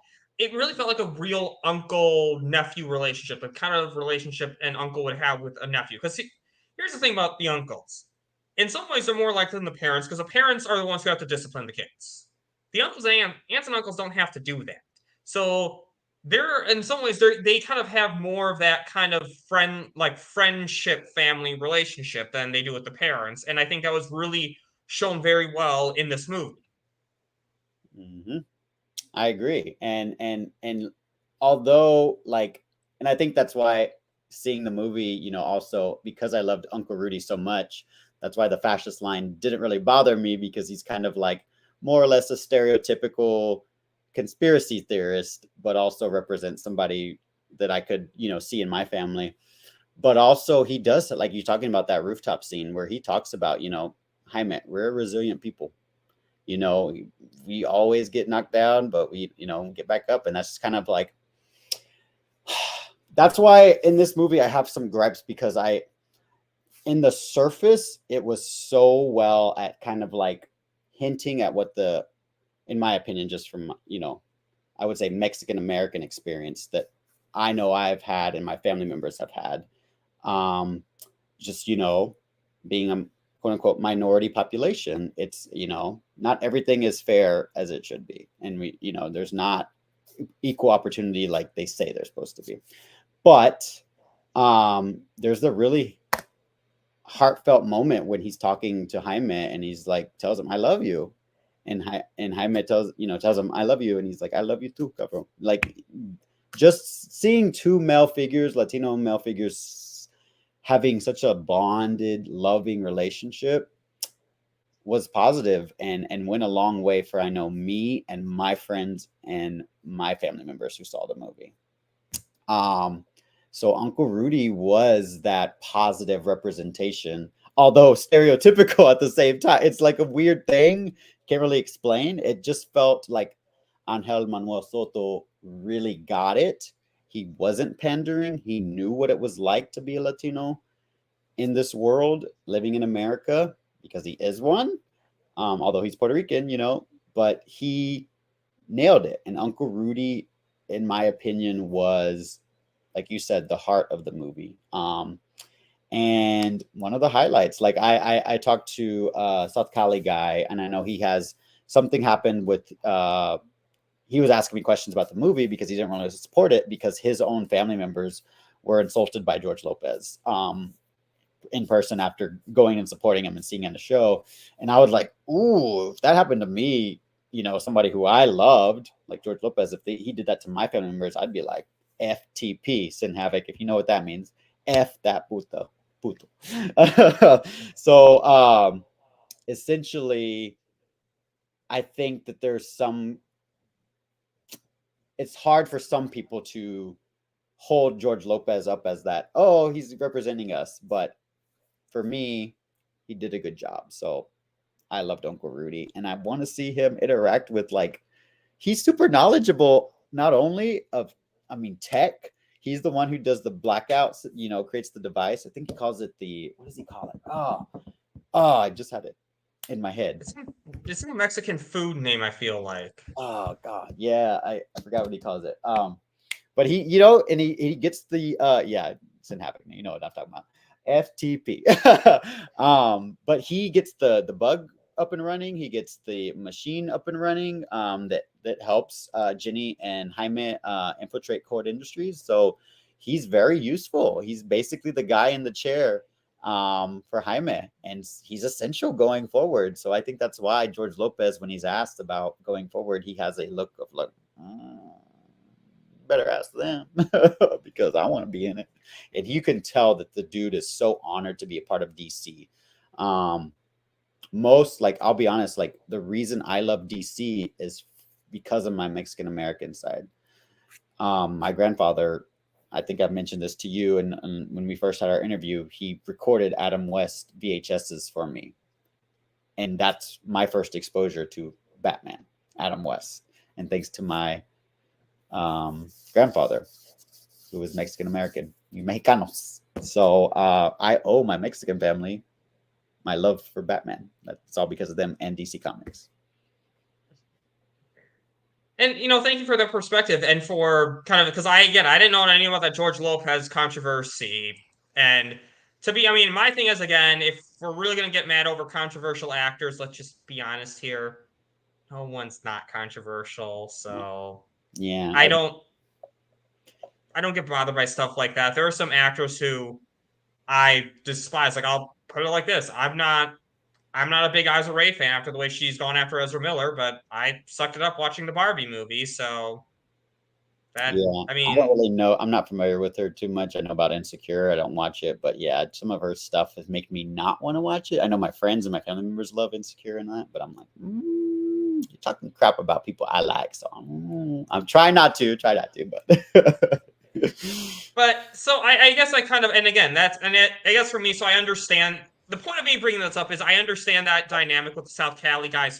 I'm like, and here's the thing, and this is just a guy. Ezra Miller's just a person I'm a fan of. He's not even or they are not even a family member of mine, so I can't even imagine how it would be if their actual family they insulted. So right. I understand that, but going off the actor, going off the character, I liked Uncle Rudy in this movie. I loved Uncle Rudy in this movie. He was very comedic, very, very smart, and he was very, again, get down to business. He saved Jaime from one of the people who saved Jaime from Carapax, and just overall, really great character.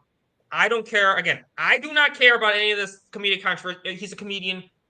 Comedians this day and age are controversial, so that's not.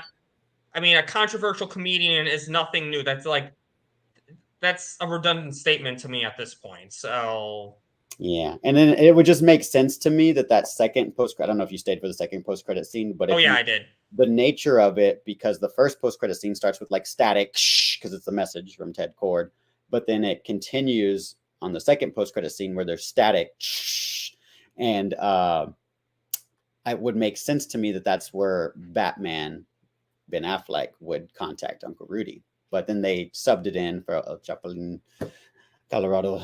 So yeah, once married, and years ago he needed a kidney transplant, and his then wife gave him one of it. Yeah, I know that. Damn, that's kind of cold, but I mean, here's the thing: if you don't love someone, you don't love someone. I mean, and not that I'm necessarily condoning using people, but if he was about to frickin' die, I mean, I'm not necessarily saying it's right, but I'm also not saying I'm not gonna act like I know I would do something different. So, oh, I don't think no, we didn't see his face. It was just his voice we heard. We do see his face in the form of an abstract painting, but his face, I don't know if you saw, there's actually, you do see a face in the static trying to come through, but you can't make out who it is. Yeah. You see like a face trying to, like, almost like the Zod effect, more or less, but less definition. So technically you saw somebody trying to talk to the screen. But then the painting, you saw somebody with like a goatee. I did tell some people that I thought he had eyeglasses, but I saw it a second time and I don't think he had eyeglasses, but dark hair, kind of like hair, like kind of like mine, look like colored. But yeah, Uncle Rudy. Anyways, Uncle Rudy. I loved him. He was great. I wish he would be in the post-credit scene talking to Ben Affleck, because that would have just made people, ended the movie, I think, on a high for people, because people are saying that he's the best part of the movie. So wouldn't it make sense that interacting with Batfleck would have been like, oh my God, I can't wait for part 2. Uncle Rudy with Batfleck in the Batcave. Let's go. Talking to Alfred. Release the solo cut. Release the solo cut. Prove James Gunn wrong. And I guess to kind of wrap up this family topic, just the overall family dynamic, just to kind of wrap up the family aspect of this movie. It's like, what'd you think about it? I mean, in my opinion, like I said, I guess just to reiterate, like, although I do have gripes about relocating Jaime, this family dynamic was the strength of the movie, and I was trying not to be disingenuous with my tweets and how I felt about the movie, but I really did feel by having this as Jaime Reyes, because I know that there are some people who were just against this movie, kind of, and I understand it. Like, there might be some underlying, like racism, but I also, like, Ted Cord was the more famous known Blue Beetle for a generation of people. He had a cult classic following.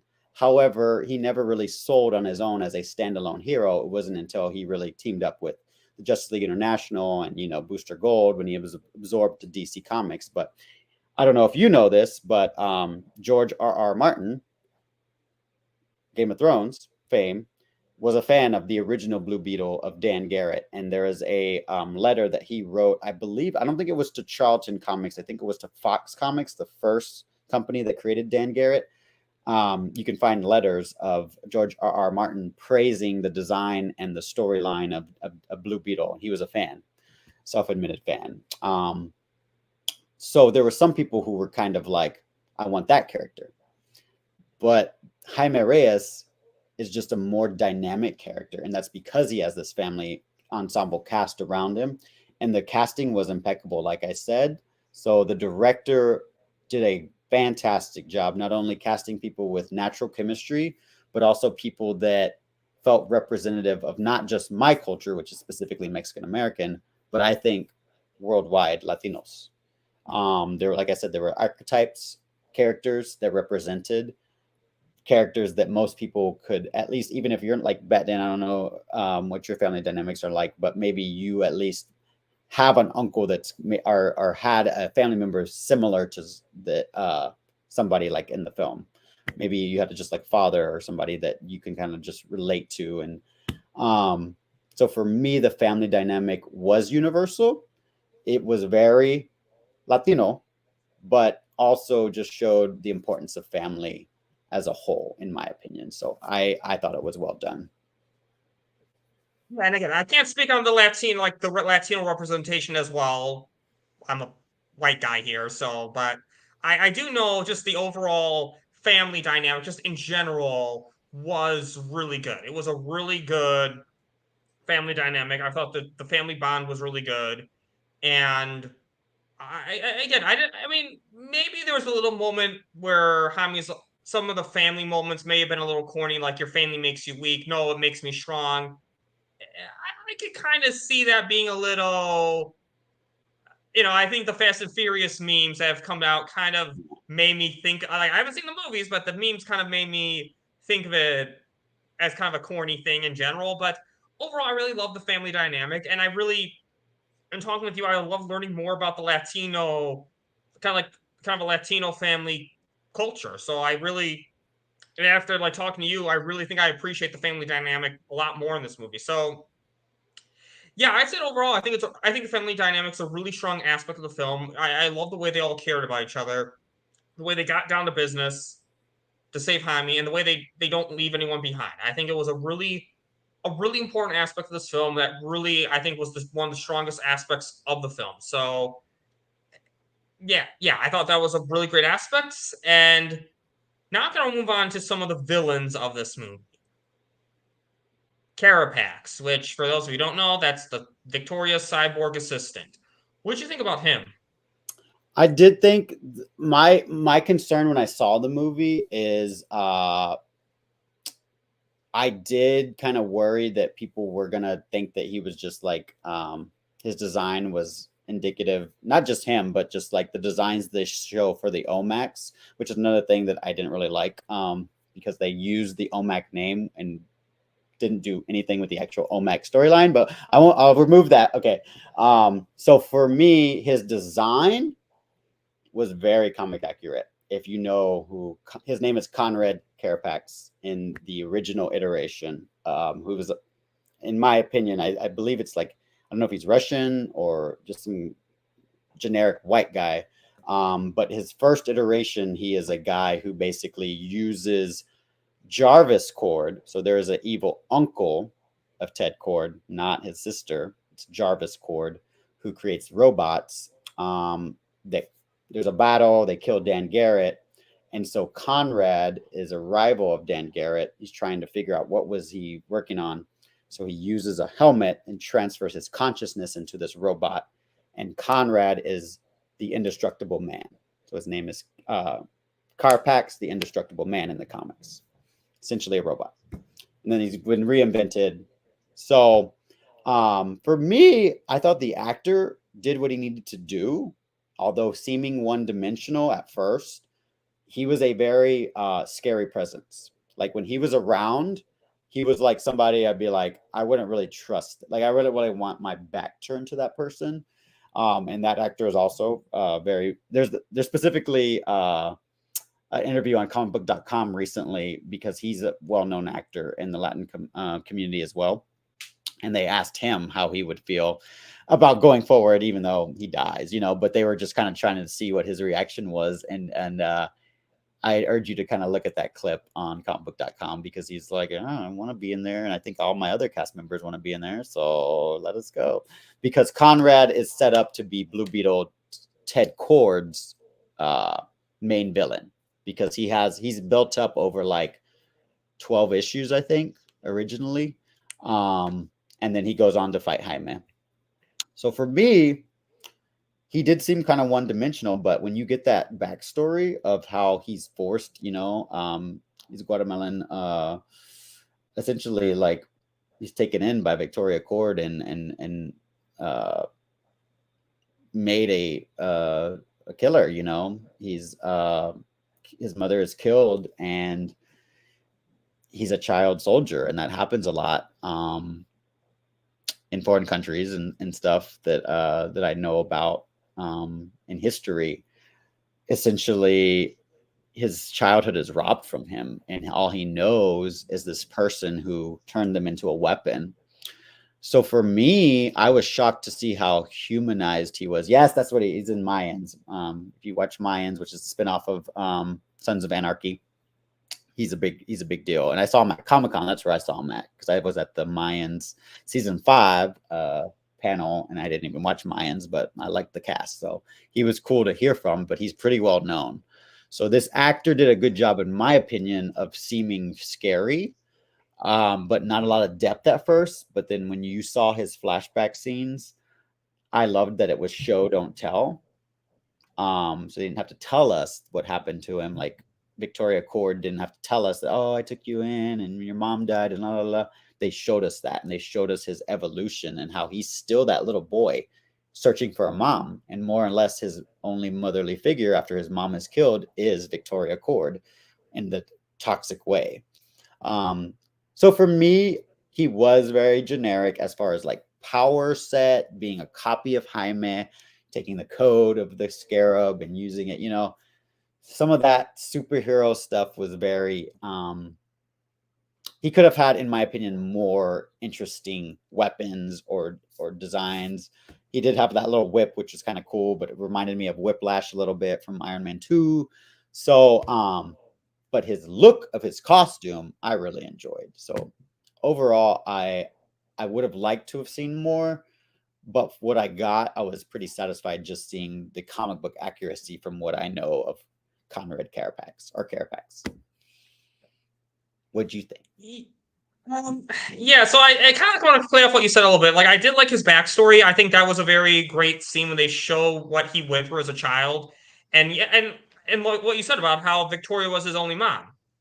The problem, though, I had is that you don't really find any of this out, really not until the very end of the movie when he sacrifices himself to stop Victoria.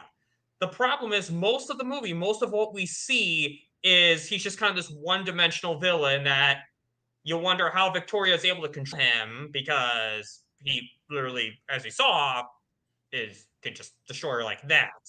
But yeah, so I don't really have too much to say about that. He really did feel like kind of that typical, I'm saying MCU villain because MCU villains are very forgettable, and he really felt like an MCU villain because he just, to me, if it wasn't for that backstory at the end, it was not. Yeah, there's just it was nothing to say. It was one dimensional. Although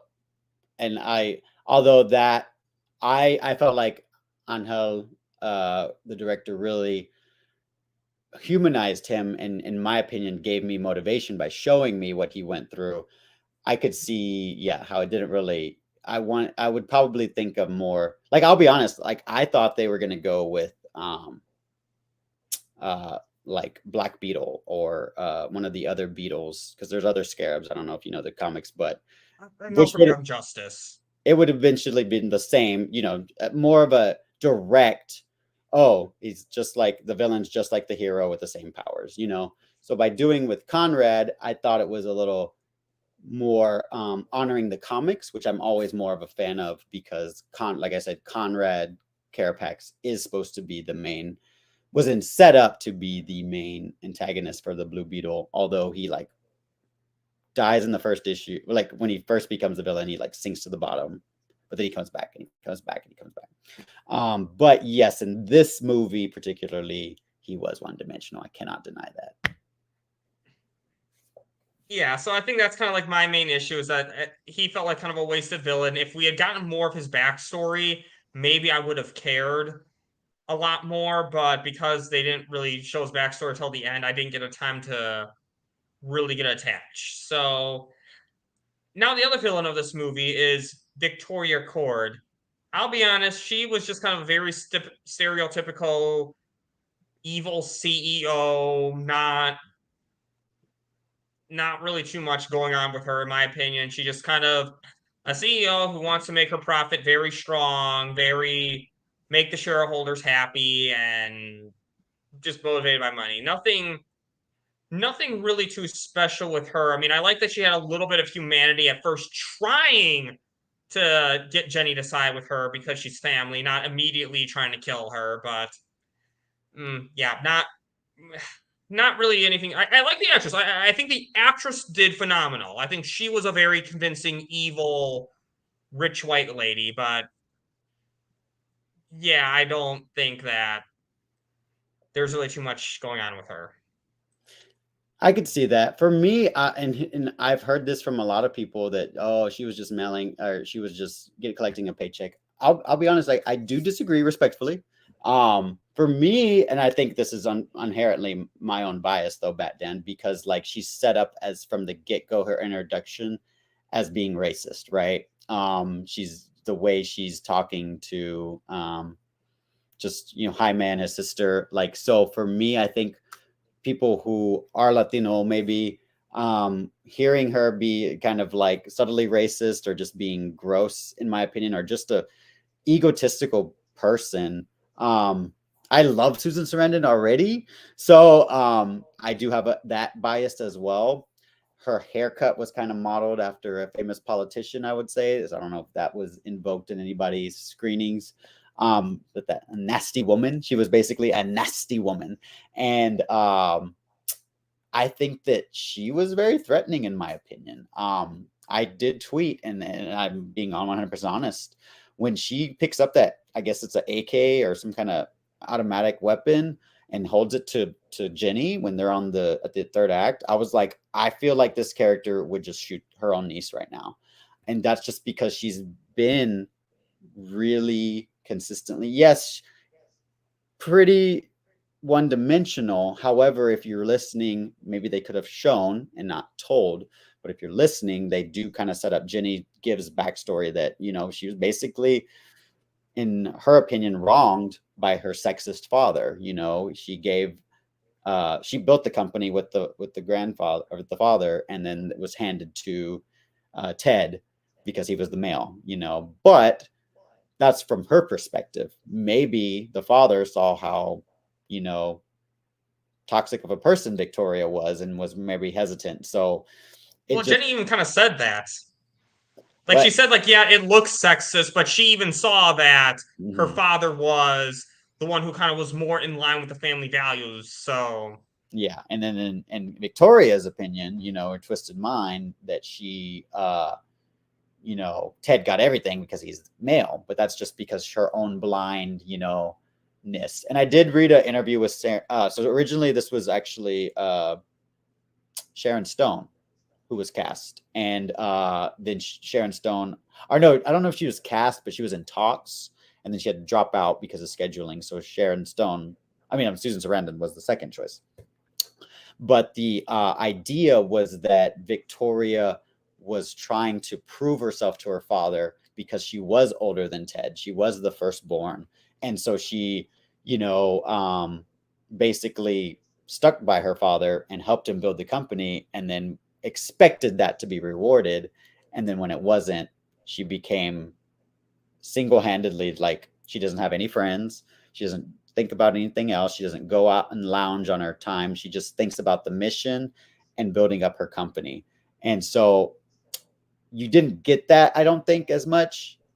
You need to show that, not tell it. But I did read that in an interview when Sharon Stone was originally in talks, and then Susan Sarandon. So I had that knowledge coming in. So I think for me, I understood, and I thought giving her that backstory helped. But I could also see, you're not alone in saying what you thought. Like, she was very one-dimensional, just like, I'm evil just because. So I get both sides. Although I liked her and I was really threatened by her, I could also see how, if you weren't privy to some of that knowledge, you would be like, yeah, she's just generic tycoon lady, rich lady. Yeah, and that's the thing. Like, there were those aspects that Jenny said that there was some sexism going on, but and again, they didn't show it enough, they didn't play it out enough, and again, I think she was still a threatening villain. Like, I want to make that clear. She was still very threatening. The actress, I don't feel like the actress phoned it in. I think she was there to, even if she was there for a paycheck, it wasn't obvious. She was still someone who put her heart into this as an evil villain, and again, played the very, again, even though it was a stereotypical privileged rich white lady, it was still very, she did a very good job of it, and very good job kind of showing how she feels she's above it all. So overall, I think not a bad villain, not the most memorable either. But there was one female character. Yeah, she was ready to shoot her own niece. She was ready to. And I think that scene is just what sticks out of my mind because I was like, I just felt because of all things I've seen, she could just shoot her niece right now and not even care. It scared me. I tweeted that. I was like, oh my God, is she gonna shoot her? And speaking of her niece, one character who I do love in this film is Jenny Cord. I think the big thing I like about her is she doesn't have the typical female love interest trope where she has to be saved by the superhero. Kind of like what Zack Snyder does with Lois Lane is that she does some of the saving herself. She gets the scarab out of Victoria Cord's hands.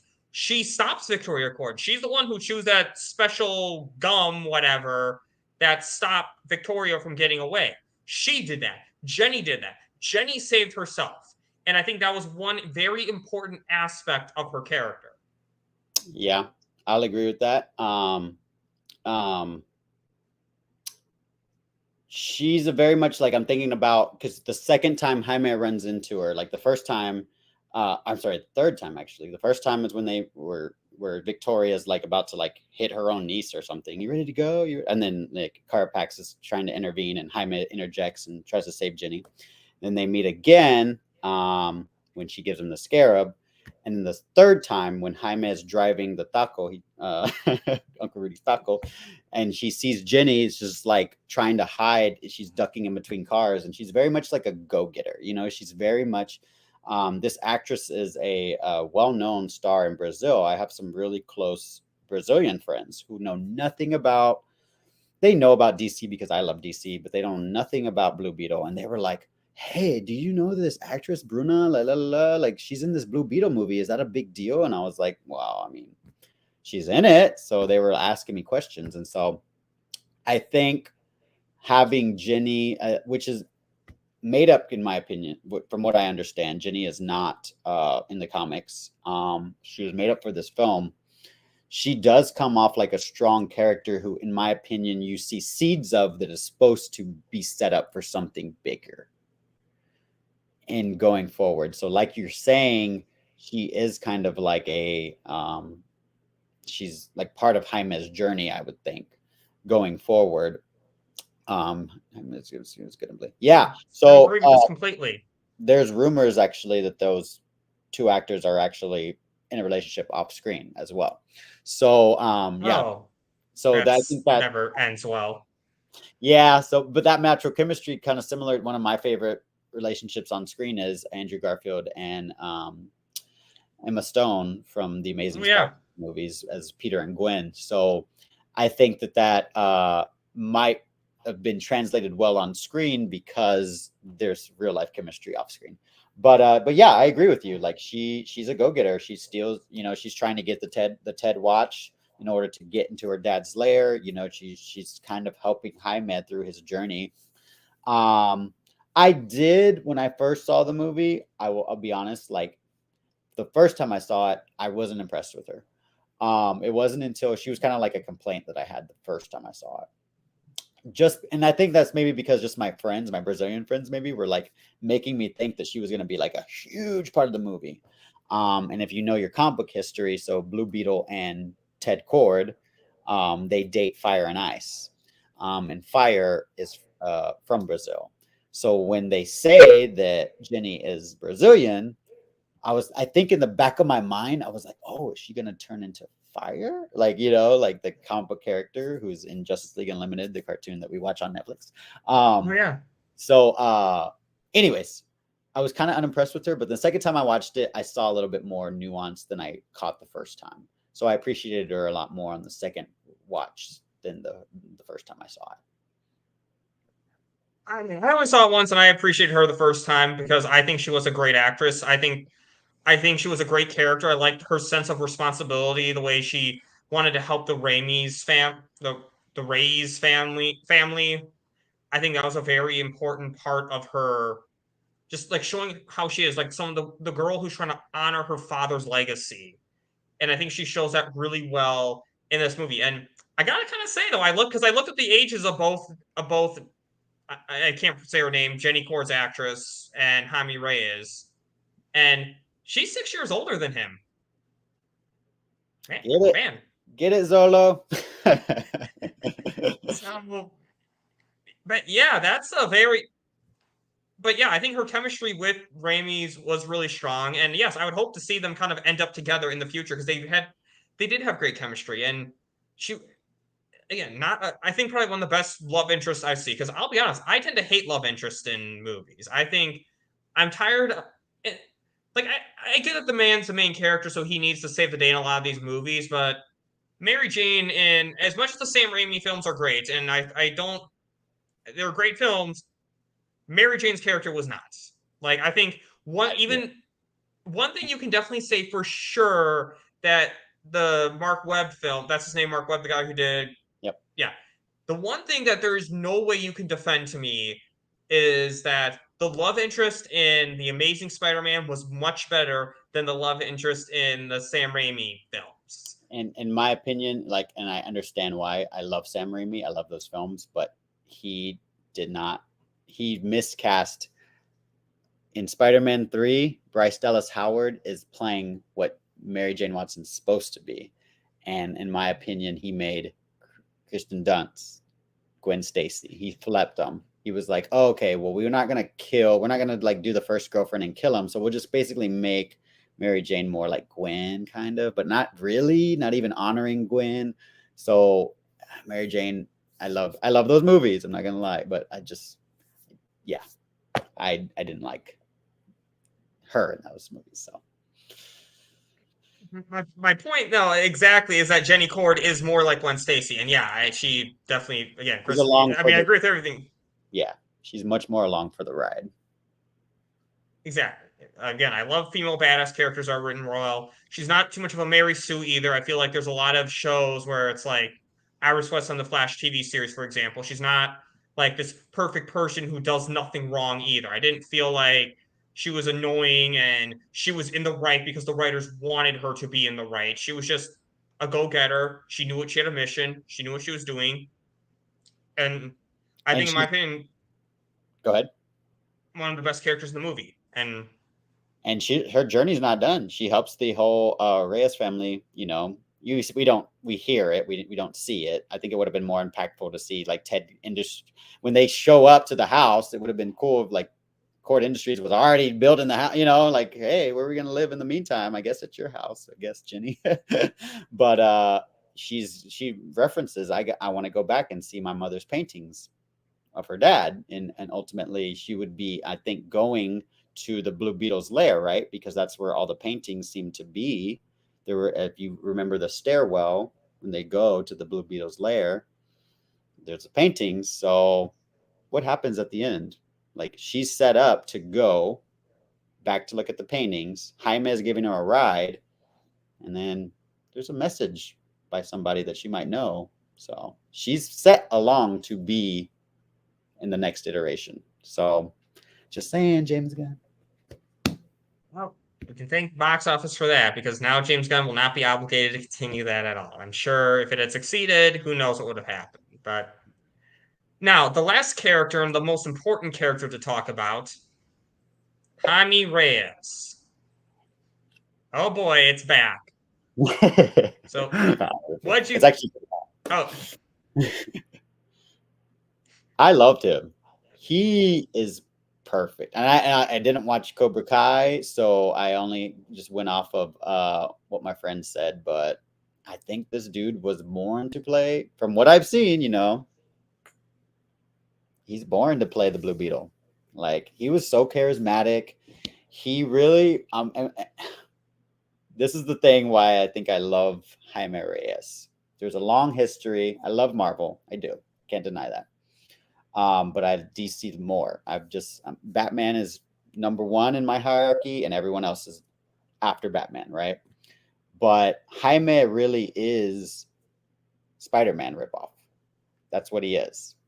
He is basically supposed to be a Miles Morales type, but a Peter Parker, a Latin Peter Parker, so to speak, in terms of his personality, you know, his hipness, his cool factor. And I think, in my opinion, I was getting this kind of shades of like Tom Holland's Spider-Man, in that sense of like so charismatic, but also like innocent at the same time, like somebody who really just wants to do good. He really his presence and his acting came off as very genuine to me. So yeah, I mean he is. I mean that's the thing. That's the thing. That this character is the first iteration to become popular, and it was intended to basically be DC Spider-Man, and I think it achieves that because they cast somebody who is very, in my opinion, just like you want to see him succeed. He has so much good intentions. He comes back from Gotham pre-law and he's like, I'm going to get a job. I'm going to help my family keep the house. And I'm going to, and then in reality smacks him in the face. And it's just like, those are the woes that Peter Parker has to go through on his journey. So seeing his performance, I was blown away that they cast somebody so good that epitomized that character. And it did kind of throw me off too, because I'm familiar with a younger Jaime, like usually a Jaime in high school. And this Jaime is like 22, which I think is a good thing considering the Spanglish slang and the curse words were very predominant for people who know the words and stuff. And the theme of having Jenny as a love interest. And, he was able to deal with a lot more adult type things than maybe a high school student should have. But Zola was great. What did you think about him? I love Zola's character. And again, I'm like you. I have not seen Cobra Kai. I know nothing about him as an actor, but I thought he was another really great character in this movie. And another person who, the way he just wants to help out his family in this movie the whole time, he goes to college. He wants to help out his family. He wants to get a job for his family. And he really works to keep his family safe. And I think that was one of the best aspects of this character. He portrayed the guy that the Scarab was chose. Like when the way that Zolo, I keep butchering this guy's name. No, you're right. The way he keeps when he portrays him though, you really can tell there's a reason why the Scarab chose him, because of his determination, because of his selflessness, because of his love for his family. He has all that. And the way he kind of influences the Scarab to get the Scarab going from automatically wanting to kill someone to the one who's talking Jaime out of killing someone. Jaime was the one who influenced that Scarab to change its ways. Because I know the Scarabs are normally supposed to be kind of corrupt. My knowledge of Blue Beetle comes from Batman the Brave and the Bold, the animated series, and Young Justice. And in both those series, the Scarabs kind of go bad. And at least in Batman Brave and the Bold, Jaime talks the Scarab out of it. Just like here, is that Jaime talks the Scarab and makes the Scarab more of a sane entity. Mm-hmm. And he is a really great male lead, and I'm really upset that we're not going to see more of him in the DCU because, again, the movie flopped. James Gunn has no obligation at this point to keep this guy going forward. So, well, and it's funny that you say that because like you're saying, his performance was so good in my opinion. One of my favorite shots. There's two actually. When Jaime first has the Blue Beetle and he sees himself in the Virgin Mary, that reflection where you see the yellow eyes reflected in the Virgin Mary, it's one of my favorite shots. But also when the half of the mask is broken and you see that old trope, which is done in Spider-Man all the time. Yeah. Like Tobey Maguire's. But that scene, Zolo's acting, actually, let me backtrack. When his father's dying, when he's helmetless, and the claw, he's has him wrapped, and he's watching his father die, and he's just like, they pull him back in the helicopter, and he's like, "I'm gonna save you, Dad. I'm gonna save you," and just like the heartbreak in his performance was just it put a lump in my throat, and I did tear up the second. I didn't, not the first time. The first time I had a lump in my throat, but the second time I did tear up. And then when he has the half mask and he's fighting Carapax, I love that entire scene when he's wailing on. And in Sin Havoc I saw earlier, yes, I caught all the Man of Steel references. I paid attention. I was very kind of people were asking me, they were like, what references? And I was like, there's not really references. And then I was like, but I did initially see how it was shot there's a scene when he has his mask cut off where Jaime is flying in the Superman pose towards Conrad. And it reminded me of some of the shots in Man of Steel with Henry fighting Zod. And then on my second rewatch, I caught a few more. But I paid attention to the scene where he had the mask, and the emotion was just so well done that you mentioned, Bat Dan, how one of my gripes is the Scarab, is Kajida, and how I wish it was more comic accurate. You know, we know the story, but this Scarab is from an alien world sent to bond with one of the most powerful human hosts in order to destroy the planet for the Reach. I wanted to seeing Zolo's performance, I wanted to see more of that conflict between Kajida and Jaime, because I mean, Zolo is so good. So to see him struggling with controlling the Scarab would have been a treat, I think, for us. And it's probably in the Soto cut. So why don't we just release it, put it on Netflix, and we can see this performance of this amazing actor. Yeah, and maybe we would have gotten more of that in the sequel too, if they were just like seeing the Scarab kind of taking more control. Like maybe the Reach is finally Oh God, I did not mean to say it that pun when I meant, but pardon the pun. When the Reach is reaching Earth and the Scarab is taking over, maybe we would have seen more of it then. But yeah, I definitely. It would have been kind of cool to see a little more of that, but. And I guess the Man of Steel reference I kind of caught when he's kind of flying into space, I guess. That's kind of the only real Man of Steel reference I thought was kind of, in some ways, kind of similar to Henry Cavill as Superman, just flying so high that you're in space the first time. So what you're saying, one of my friends, he totally said the same thing. He's like, oh, I got Man of Steel vibes. But there's actually 3 shots particular. They're real quick. But remember the scene where he sees that the helicopter is going to attack the family, and they're at Cord's residence. He's trying to fly. He's like, just fly. And he's like, oh, you gotta summon it. And so he jumps off the roof. He's like, oh, it won't let me die, right? So he jumps off the roof. And as soon as he jumps off the roof, the suit comes out, and then the sonic boom of Henry Cavill shows. Okay. There's also, like I said, there's a real quick when he's flying towards Conrad. It's kind of similar to Henry Cavill's flight.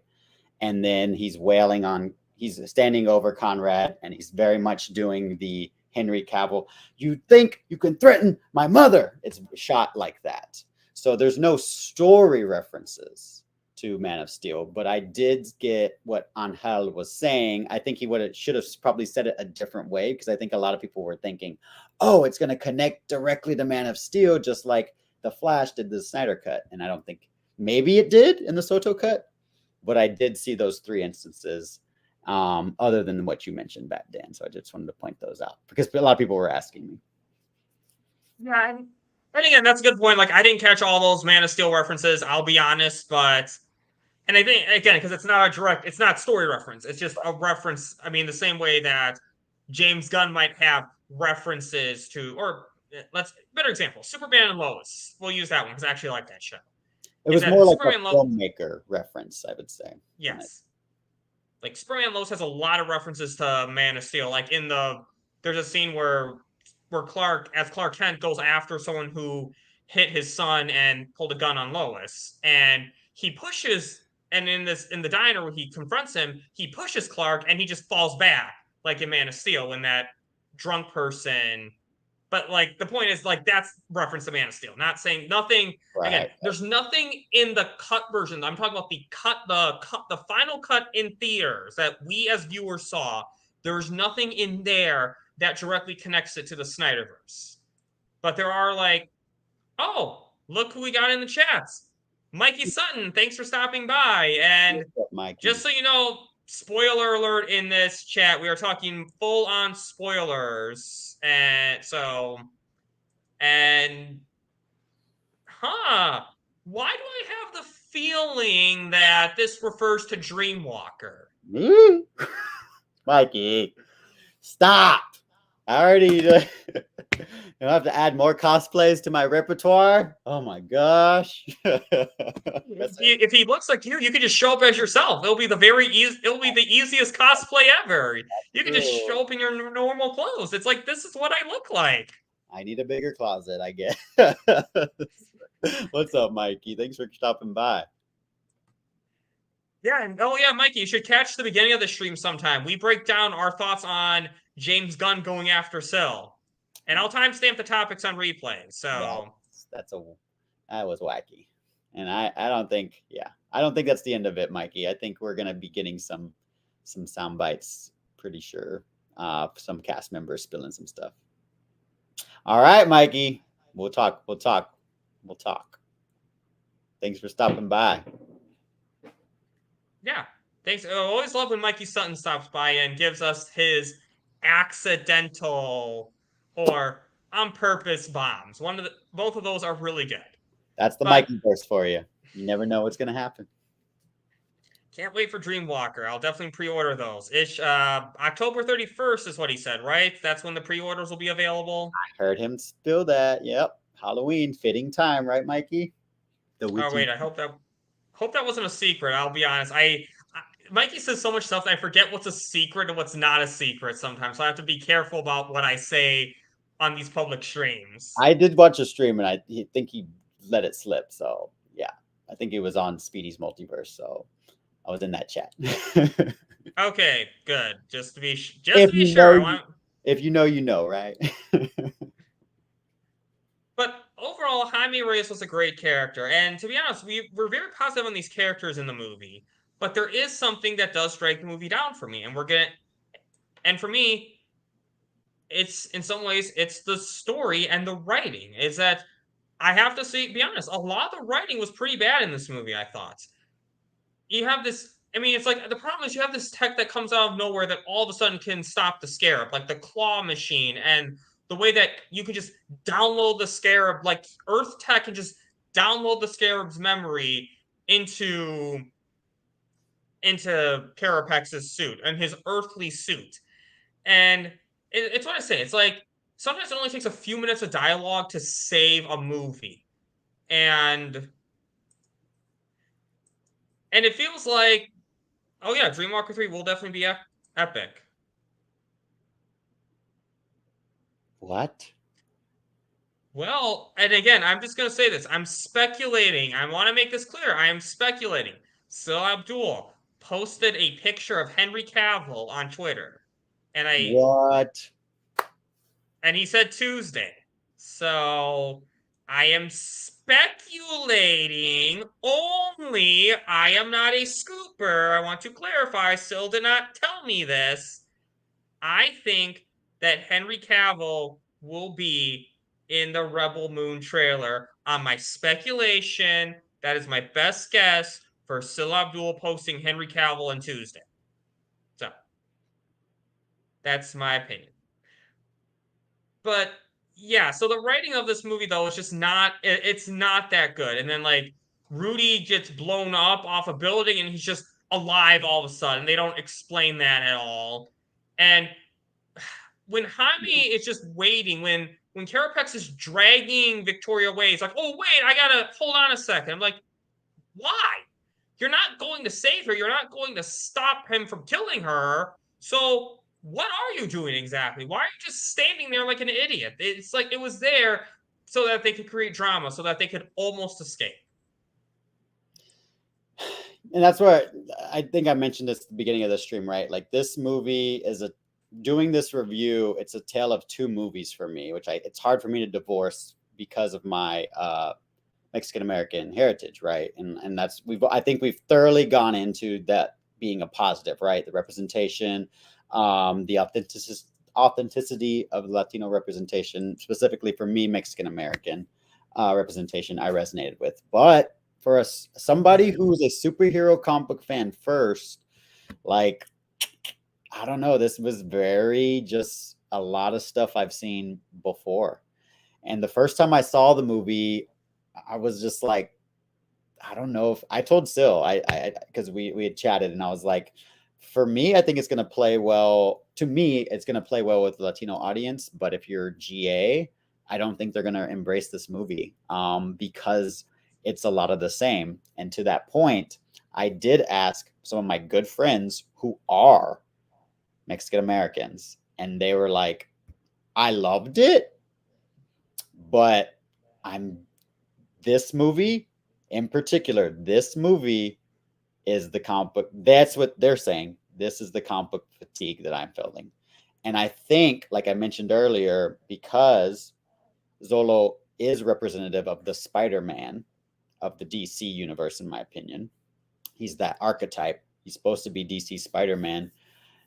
There's unfortunately that it's a comic book trope, but it's a trope that the MCU in particular has done, where it's a play by numbers origin story. Something happens, they get this incredible power. The villain is basically a copy of that. There's friction at the third act. The hero has to overcome, take their destiny upon themselves, overcome obstacles, and defeat the bad guy. There was just so much formulaic, I know what's going to happen next to this movie, that it's very much, in my opinion, I've said it's a amalgamation of Spider-Man Homecoming. Got a little bit of Shazam vibe in there and tone, a little bit of Venom just in terms of how the Scarab works. I wanted to see more of the conflict, though, that inner dialogue that, Sin Havoc has basically alluded that there was more of that, I think, released the Soto cut. But also a little bit of Miss Marvel. And so Miss Marvel was so well done for the family dynamic that I think for a lot of people, you can't help, for like someone like me who watches all this stuff, you're going to just think of other things you've seen watching this movie. And that's why when I said originally, when you talked about, is this cinematic or streaming, this was a straight to streaming story. That's in my opinion. It was very much intended, this will just be something to put on HBO Max. Don't write it that well. It's going to be on HBO Max. Just put it on there. And maybe the Batgirl, from what I've heard, movie was the same way. And so when they put it for a theatrical release, they should have, I think, amped up the story a little bit more.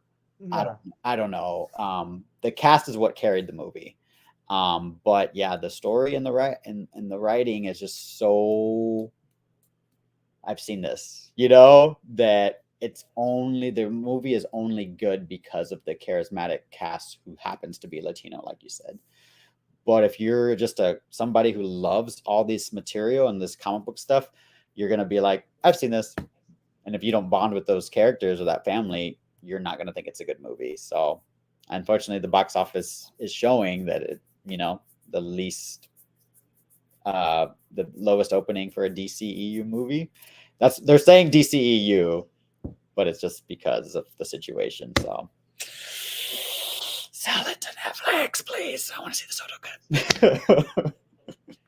Yeah, see, and I feel that same sentiment, because to me, if you're going to do representation, you can't just put a representation box and feel like you don't need to try as hard. Because my thing is that you owe it to representation to put a lot of this effort into your movie, and to not just kind of check off that box, is give it that compelling story. And I think that's just kind of where that's just where this movie lacks. Because we spent hours gushing about this great cast, but the story matters. And here's the thing: even though the VFX was better than The Flash, the ultimate reason I say The Flash is a better film than Blue Beetle is that The Flash, I feel like, had a better story. It had a lot more stuff that was less cookie cutter than this movie right here. The Flash was something different. Yeah. And that's what really, why it kind of disappoints me that the story wasn't really better than it was. It's not a bad story, make no mistake. There's some bad writing that I mentioned earlier, but it's a very generic, basic story. And I'm going to kind of walk this back a little bit. Like I said originally on Twitter that I thought it was better than Black Adam. After thinking about it a lot more, I still think Black Adam's better than Blue Beetle.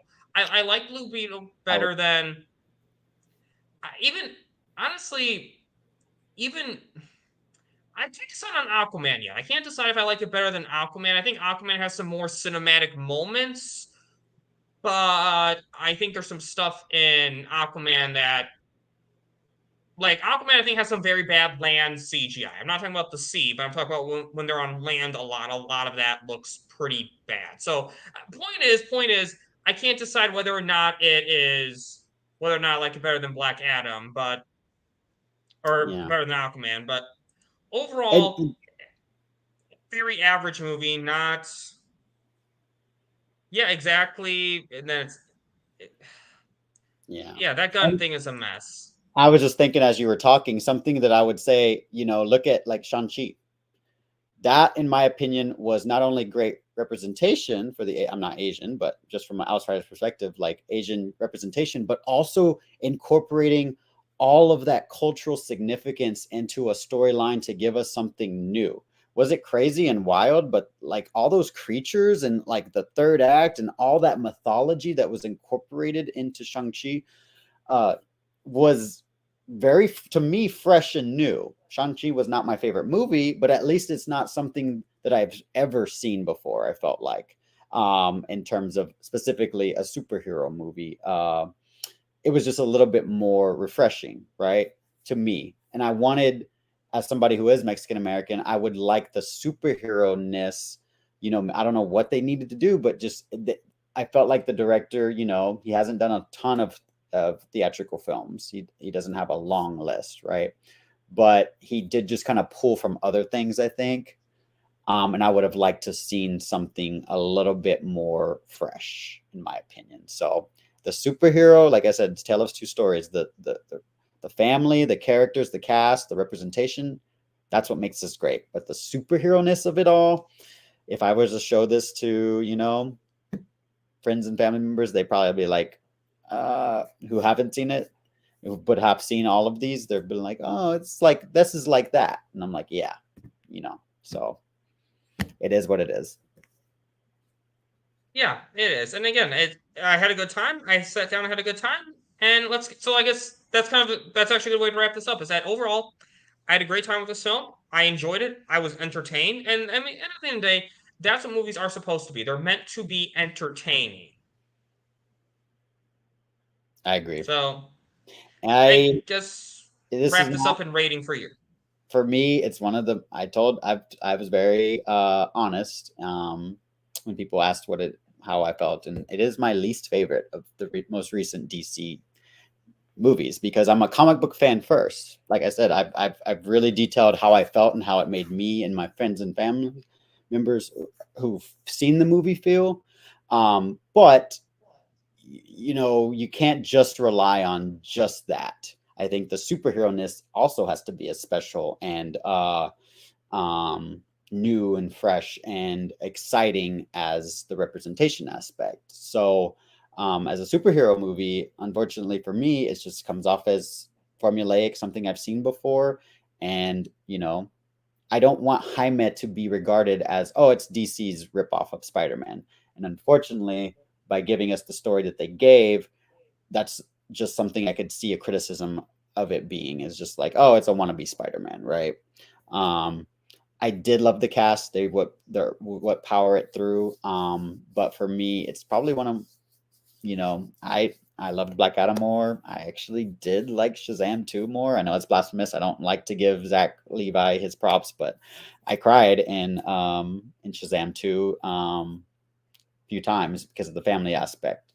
I love The Flash. I unapologetically still love The Flash. It's my favorite movie of the year still. So yeah, it's not one of my favorites, but it's definitely much better than Justice League and the Suicide Squad. Definitely say that. What would you rate this overall out of 10? Honestly, I was asked this today. In terms of just like enjoyment and stuff, it's a hard time. It's the low end is a 6, and the high end, I'm gonna settle on 6.5. Oh, wow. Yeah. I kind of give it honestly the low 8 range. Like, I would give it kind of an 8 point, we'll say an 8.2198589 out of 10.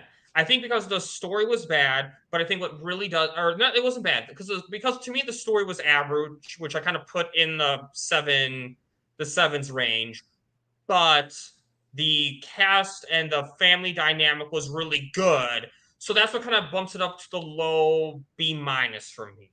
So I think it's a low B minus. I think it's a better film than The Batman, which got kind of a low B minus C plus. I So would watch this. Yeah, I love Batman, but I would watch Blue Beetle a million times more than I would probably watch that. but I still think there was great potential for a sequel. I think there was great potential for a sequel, and I do feel bad that this film bombed. But hopefully, the DC brand can get fixed with the sell ZSJL to Netflix, sell Snyderverse to Netflix movement. And yeah, I agree. Release the Soto cut. Netflix. There's a lot of director's cuts for Netflix to buy first of all, and I want that Ben Affleck scene. I want James Gunn to have to eat his words. I did say, I tweeted this and I meant it. There's more story. This is a starting point, by the way, for this character. There's so much more to the mythology of Blue Beetle with Ted Kord's introduction coming. Well, not coming, but set up to come.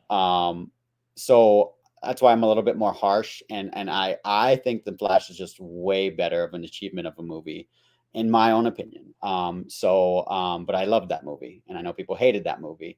So when I told you like the reviews, that's what I'm saying. Like it was the reviews of The Flash were very disingenuous. That's just how I feel, honestly. But for this, I was just kind of like, in terms of enjoyment and just, it's just a mismatch of things I've seen before, and I wanted something new. And The Flash gave me that, where this movie did not. Exactly, and that's how I feel too. And you know what? And I wanted to say this.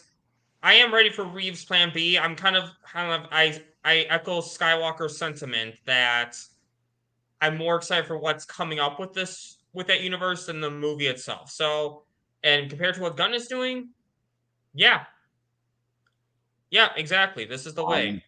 I want to see that Batfleck post-credit scene. I want to see Cavill. I want to see Gal. I want to see Blue Beetle's cut. Batfleck's scene and Blue Beetle cut that was cut too. I want to see it all. I want to see the Aquaman 2 cut that's not even out yet. I want to see all of it, and I want it on Netflix. Look at that shirt. Look, wait, this way. Look at that gorgeous shirt Bat Dan has on right there. Right, that's what you were here. Justice is gray. I was disoriented.